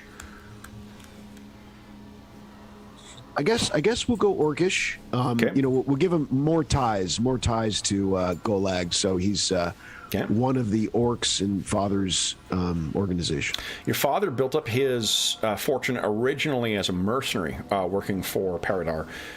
Is this guy, is he from someone from that time, like he's sort of like an old war buddy, or is he someone that probably makes sense. Father, I mean, at the time, it was a different time, back when, I was firmly in the organization, and I thought that I had chosen this orc. And in actuality, of course, no surprise, it was my father that had chosen him, but made me think I had chosen him. And and I thought I'd chosen him, for various reasons of whatever, loyalty or friendship. And that's all it's not nonsense, but that's not really what happened. My father assigned him to me as a bodyguard. That's the reason he was assigned. And little to my knowledge. Do you have a name in mind for this? I don't know Orcish. I mean, are there Orcish more Orcish? I just went to the fantasy name generator and then just kept clicking it until I saw something that fit. Skeldug is his name. Skeldug? You got it. Okay. Love it. So, where do you think Sally is going to meet up with Daphne? I'm sure there must be some suitable cafe in this upmarket neighborhood that you would frequent. Yep. And I've even got... Hold on, let's see here. I have a great illustration to transition. Nothing like a bit of afternoon tea after a fracas in the basement. Oh, most definitely. Indeed. Sure, did I load it? Let's see here. No. The sort of place with sandwiches without crusts. Exactly. Cucumber sandwiches all around. High tea. Well, you know I like cucumber. It's nice and watery. Exactly. There we go. Okay. Let me just get this onto the map layer, guys. And I'll bring you on over here.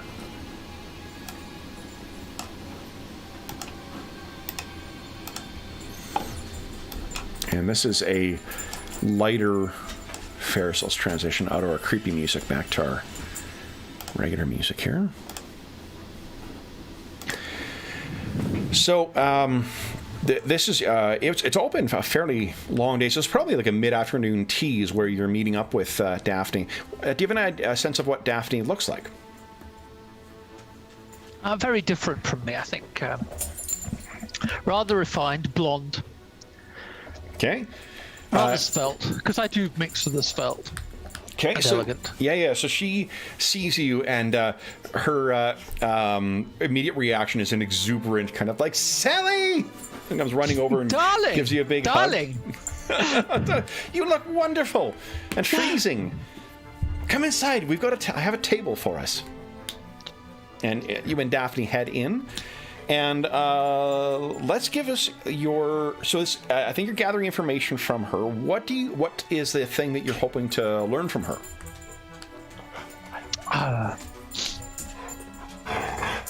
I'd lead in with just a little thing on gossip and excitement and hearing the news about the great man himself. But then just say, but you were rather close to young Freddie, weren't you? Yeah, okay. So you're trying to find out how's he doing? So why don't you give us a diplomacy check, please? Got to stop shutting it. Nice. All right, so you sit down and tea is brought to you guys, and then like the little, high tea little tiered thing with the sandwiches on it and the dainties and whatnot are brought. And after some initial chit chat about like her family and whatnot and her asking about what you've been up to, you steer the conversation around to Freddie Eckhart. And her immediately leans in a kind of a conspiratorial way, like, you've heard about his uncle? They say he's lost his mind. I have indeed. It's astonishing that it just came out of nowhere. Most extraordinary. Well, he's been a peculiar duck for years. How has Freddie taken it? Freddie? I haven't spoken to Freddie since Yule, but I mean, Freddie.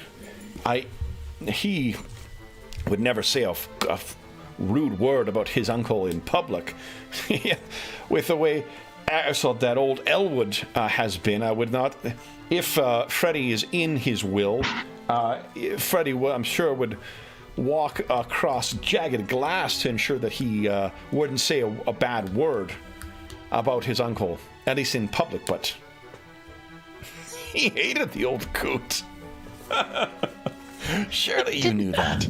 But didn't young Freddie have some pretty strange interests as well? No. No different than others of his sort, though. The business, he just thought that there were ways to improve. Further optimization, that sort of stuff. It's not really of interest to me. But he would go on about it. It seems as if his uncle would have no interest in that whatsoever. I'd heard rumors that he was interested in the occult, but I was obviously wrong. Oh, he did join one of those societies this year. I don't remember what. But I took it to be a sign of him working his way in. Old Elwood was part of one of those societies as well. What was it called again? It doesn't matter. Okay. So he wasn't particularly into that. But no. Freddie loves a bit of fun. A bit of fun, okay. Most definitely, and certainly was knew how to enjoy his station. And she kind of takes one of the dainties and takes a bite out of it. Freddie wasn't like old Elwood, or isn't like old Elwood. I suppose Elwood's more like Freddy now. But he liked to live at large. Was this the thing? Freddy has always been generous with me and with all of his friends. Wait. So he must be quite, we must meet him sometime. I'm sure he'll be quite delighted in the change in his uncle then. You would think so, wouldn't you? I don't know. I would have thought if he was. Curious he isn't joining his uncle then. You've seen the broadsheets then, haven't you? Pictures of Elwood? More. I think you have. That's probably like going back to your crit success from before. Elwood's featured sort of prominently on the on several of the broadsheets for Paridar, the sort of daily papers, complete with the it's not a photo, but it's a like magical version of a photograph. Effectively, it uses alchemy and clockwork, mechanisms and whatnot to replicate the image that's before it. He's in none of them. Freddy's in none of them. It's intriguing, isn't it? Because you'd think of all of Senior's circle, he would be the one most enthusiastic from this. Rather more down his street. Yeah, he never liked his uncle, but this would seem to be the moment of change. What's that saying that every family is unhappy in its own way? There perhaps is more to Freddy and Elwood's relationship than we know. So, curious, isn't it? The day that you suddenly, the rest of the world starts to love you, the only one who claims to have loved you up to that point stops. An interesting turn. Obviously, Daphne, she loves her gossip, so she's thoroughly enjoying the opportunity to dish with you, Sally. I'm not sure. Yeah, I think I'm out of questions there. I'm not sure where that's leading us. Okay. So we finish up the tea. Yeah. She makes you swear that you will not wait so long before contacting her again. Of course, darling. Next Tuesday. Wonderful, wonderful. And then she's off. Enjoy the rest of your day and stay warm. So then she heads off. Golag, your contact was Skeldig. Skeldug, hold on. I can't read my handwriting. Where do you think your meeting with Skeldug would happen? We're meeting at a place that he would frequent when not working, but I would not. And a place that seems as safe as could be for my father's prying ears in this case. Mm-hmm. And this was even during, we would meet here when I was still in the organization to complain about father and things like that. You thinking like a pub or something like that, or a cafe? Yeah, it's going to be an orcish tavern. Okay. Called the Tusk and Tankard. Love it. Okay. Let me get I've got a perfect street scene for you here.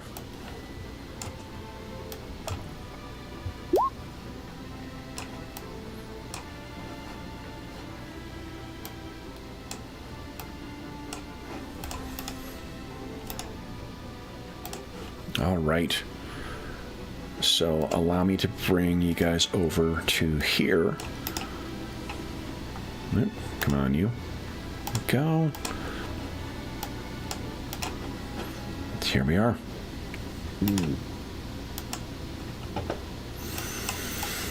So, and I think as is not uncommon, as you walk in, there is not a minstrel, but there's like a group of orcs who are playing music in the corner, and it is an orcish rendition of the White Blossoms of Paridar.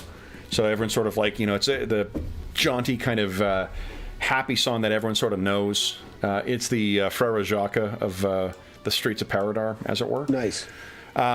Incidentally, the name for our campaign comes from the two ancient spires that tower up on either side of one of the rivers in Paridar. The origin and the nature of these spires is completely unknown to anyone. They were here when the first memorable settlement was set, and no one has been able to access them, and no one has been able to bring themselves to take them down because they are such a signature part of the skyline. I mention this only because you can see one of the spires of Paridar towering above the Tuscan tankard. Excellent. So I have it.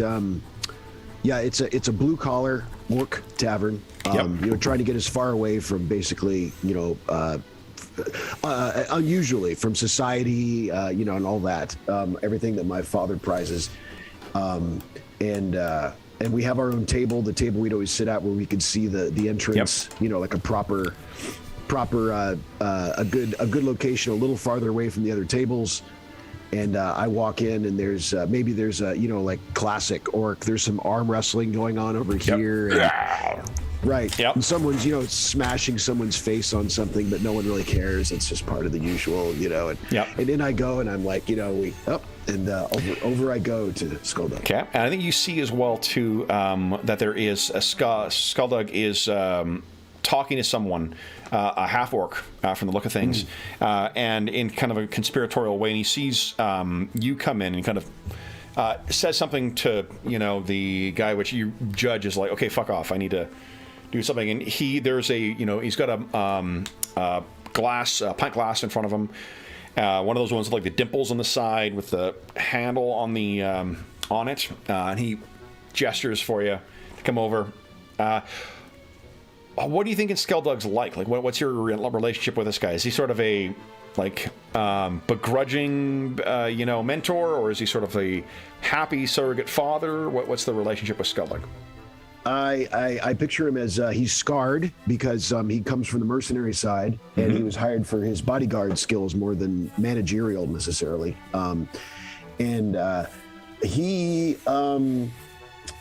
I think he's a friend of the family. So my father trusted him, completely. That was part of why he was assigned, as well as his fighting skills. Yep. A tight friend of the family, but someone that I still trust. I would never ask him to betray my father or betray the family, of course, and he knows that. Yep. I know that. So we keep our relationship just so. Got it. And okay. And in that space, we trust each other. I trust him. Okay. I can talk to him, and that kind of. Yeah. Why don't you give us a what do you call it? Diplomacy check. I'll see how or society actually, because you got your streetwise allows you to use society instead. Whatever is your preference. All right. I know we're at our quit time right now. We'll finish up this scene and then. Oh, you're gonna spend a hero point and reroll that. I do. Let's see. Roll it. There we go. Look at that. Holy smokes. All right, so you sit down, and he's got a big smile, and he's like, Merry Yule to you, Goldag. And to you. And then I look up and, order from the, kind of awkwardly undressed, classic orc body nonsense, bar maiden. Yep. And, bitch, got the order in, and, well, you look good. Just, you're a terrible liar, Goldag. I would have thought that would have been a necessity in your chosen profession. You always know. So did you miss me? Is that why you decided to grace us with our presence, or did you just miss good orc cooking? All of the above, but I do have of course I am working on something, as you can imagine. Oh, really? I've missed the cooking, missed your company, and missed being in an orc tavern. What's wrong with me? I should come here once in a while. Indeed. It may remind you where you came from. I take it you haven't come to your senses and have decided to return to the fold? Not yet. Not yet. We'll see. I suppose my father hasn't changed much, I assume. One would be better asked if the spires had fallen. Indeed. Well, so old man, old orc. I have old man is fine. Like man, woman, still there's genders with orcs. It's just they're not. If you in the same way, if you can't substitute human, into that sentence, it's fine using man and woman. Okay. In the same way that it would be like, that 50s sci-fi way of talking, hello, human. Right. Or to be honest, fucking 60s Star Trek, I guess, as well. Yeah. So, and I'll wait till we get it tinkered in. Yep. But, so you know. someone brings it over, poof, and plunks it in front of you, and it's like turpentine smelling beer. Like it's super fucking strong. Like dwarves and orcs are probably the only common species or common ancestors you'd find in here that would be able to stomach this shit. And that'll probably, we'll spend a tankard on small talk and also, the old grooves. So like, I make a face and he makes a face at me making a face because no proper orc would have any problem with this. all this stuff. Would you give us a perception check as well, too, please? Yeah. See what a read you can get on this guy. Look at that. Nice. So he's dancing around it, but you get the sense. And I don't think he's trying to let on for this, but like as you're sort of talking about what's like bullshitting and about what you've been getting up to, it becomes you definitely get the sense that he knows precisely what you've been up to today. It doesn't surprise you, but the fact that he is trying to hide it from you that he knows is sometimes he'll be playful with that stuff about like really, you've been to the so-and-so residence. That's so shocking to me. And you're like, okay, fucker, I knew that you knew that I was there and whatnot. In this case, he's actually trying to hide that from you. But you just picked up that like, for whatever reason, he's not admitting. You saw that there were Daxmen there at both places you went to Addison Wright's office and to the Elwood estate, or the Eckert house. And normally you would sort of flout that, like, I knew your guys were there, and then like our guys knew that you knew that we were there, and kind of stuff. He's not doing that this time. He's trying to hide it from you. So we get to sort of the meat of the conversation. So it's rare, Skelldug, that you don't know what I'm about. So I'll assume you do. And I look at him for a response. Sure. He very poorly tries to hide it. Why would you think that? He takes a sip of his beer. Yule is a busy time of year. Many people looking for things. Things have been busy. We've got bigger things to deal with than you. I was surprised to hear from you. I roll my eyes and then I make a little bit of a show as I picture my shadow kind of creeping towards him, and he's aware of it. Like we spent way too much time together. It's an orcish, right that you had to make contact with the night. So. Yep. Yeah. So I kind of corral it, with my hand on the table, and then I shrug at him and. Ooh, if I may. You sort of like you reach for your drink, and then as you bring it back, your shadow remains, and it kind of and retreats back. Give us a. Are you trying to intimidate, or are you trying to, like, be friendly with him? I'm trying to ingratiate, like tapping the old buttons, the old. Give us a diplomacy check, and I'm going to reduce the difficulty class. Look at that. Nice. Okay, yeah. So he sighs, and he says. And he leans in. You best be careful, Golag. From what? There are some very interested parties in the outcome of Eckert's change of heart. Things are changing in there. And when the rich and powerful tumble with each other, it's small folk like us that get crushed. Did you know that Wright approached us? His lawyer, his solicitor. He approached your father. And he said no.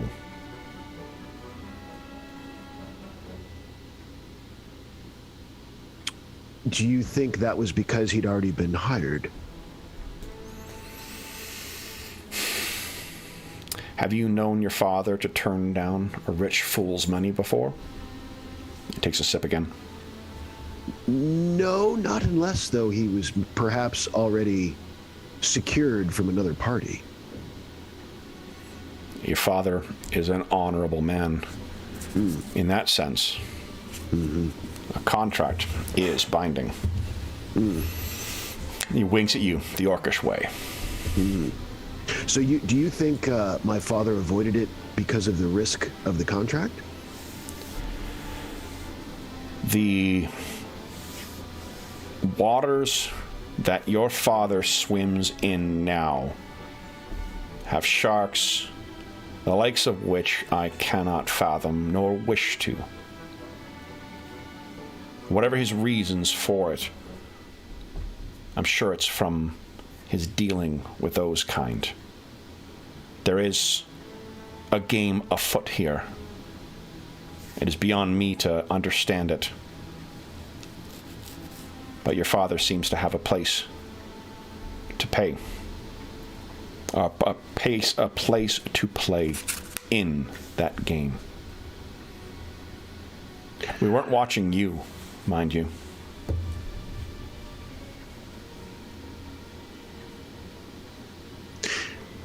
Do you think there's any benefit to me meeting with my father on this? He leans in. Do you think there is? Not usually.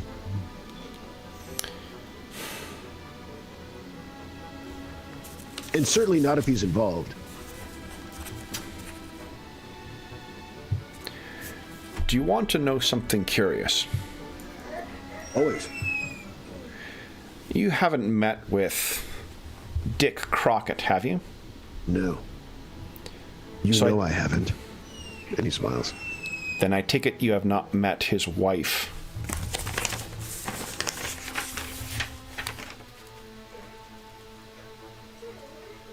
Sorry, I was trying to find her name. Yeah. Celine Crockett.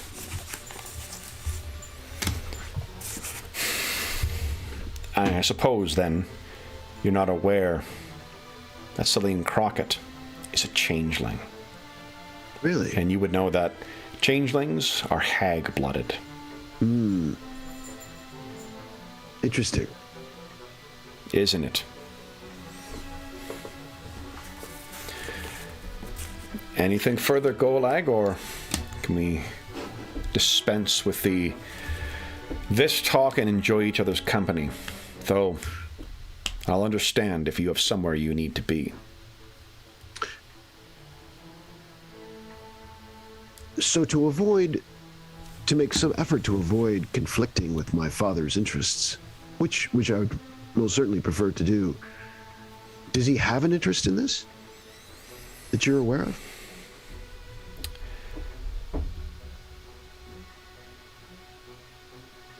If you have seen Daxman there, then I would say that whatever the reasons for it, your father does have at least an involvement in these activities. My recommendation, Golag, go home. Enjoy the winter, relax, and forget about Elwood T. Eckhart. When the powerful fall, it's the small ones that get crushed. But, seeing that I know you better,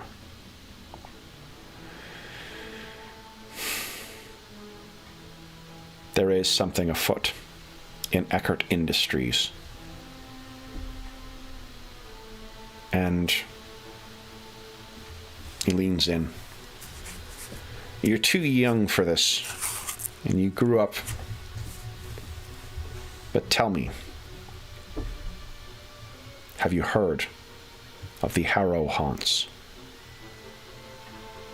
Have I? We'll find out. All right. In 1 week's time. So, nice. For those listening at home, thank you so much for joining us for this. If you're listening to us, joining us live or on the day of our Boxing Day session of Pathfinder 2, the Spires of Paridar. Thank you. First off, I normally do this in a different order, but a huge thank you to Sean and James for making our first excursion into the streets of Paridar such a fucking fun experience. Thank you, guys. This was awesome. You did a lot of fun. Amazing job of bringing these characters to life, and thereby populating this world with so many interesting characters. So thank you. A huge thank you for that. For those listening at home, thank you so much for joining us for this part 1, I guess, of the Harrowhaunts of Yule. We'll be back with part 2 in 1 week's time, but we will be returning to the streets of Paridar tomorrow, and then on New Year's Eve as well. It'll be European time for New Year's Eve, so it won't be North American time. For more adventure into that, and we'll be meeting some more investigators living in the streets of Paridar. As is always the case, if you have any questions, comments, or concerns regarding the session, the campaign, or the game we're playing, please don't hesitate to leave a comment in the comment section down below. You can also find a link down there to the Dungeon Musings Discord server where all of us are active, and we have channels dedicated to Pathfinder 2 as well as every other game we run on the channel. I don't have something for Spires or Paridar because this is really, honestly, something that has been thrown together in the last day or so. So we will see whether we continue on with this. Well, whatever. I'm looking forward to seeing part 2 or chapter 2 of the Harrowhaunts of Yule in a week's time. A huge thank you once again to Sean and James for I think the regular viewers will know that I had intended to be off for the holidays. I was intending on going home and spending the holidays with my folks. Unfortunately, because of how things have been with the Omicron variant, and because my folks are very vulnerable, I made the decision, or collectively our family made the decision for me to stay here. And when I decided to try and fill up some time with adventures and planning, I'm very grateful to Sean and James for agreeing to jump in and play some games with me to help fill that time. So guys, thank you so much for not only playing today, but also and this is not it's worth saying Sean or James's first choice of games either, so I really appreciate you guys giving Pathfinder 2 a try again. Sure. So thank you. Yeah. So for those listening at home, we'll be back again in a week's time with part 2 of this, and we'll be back with more adventures in Paridar tomorrow. Until then, we hope that we've given you a few hours to take your mind off of the troubles of our world and think about the troubles that our heroes in the shadowy streets of Paridar are encountering. And until we see you again, stay safe, stay healthy, happy holidays, and happy gaming.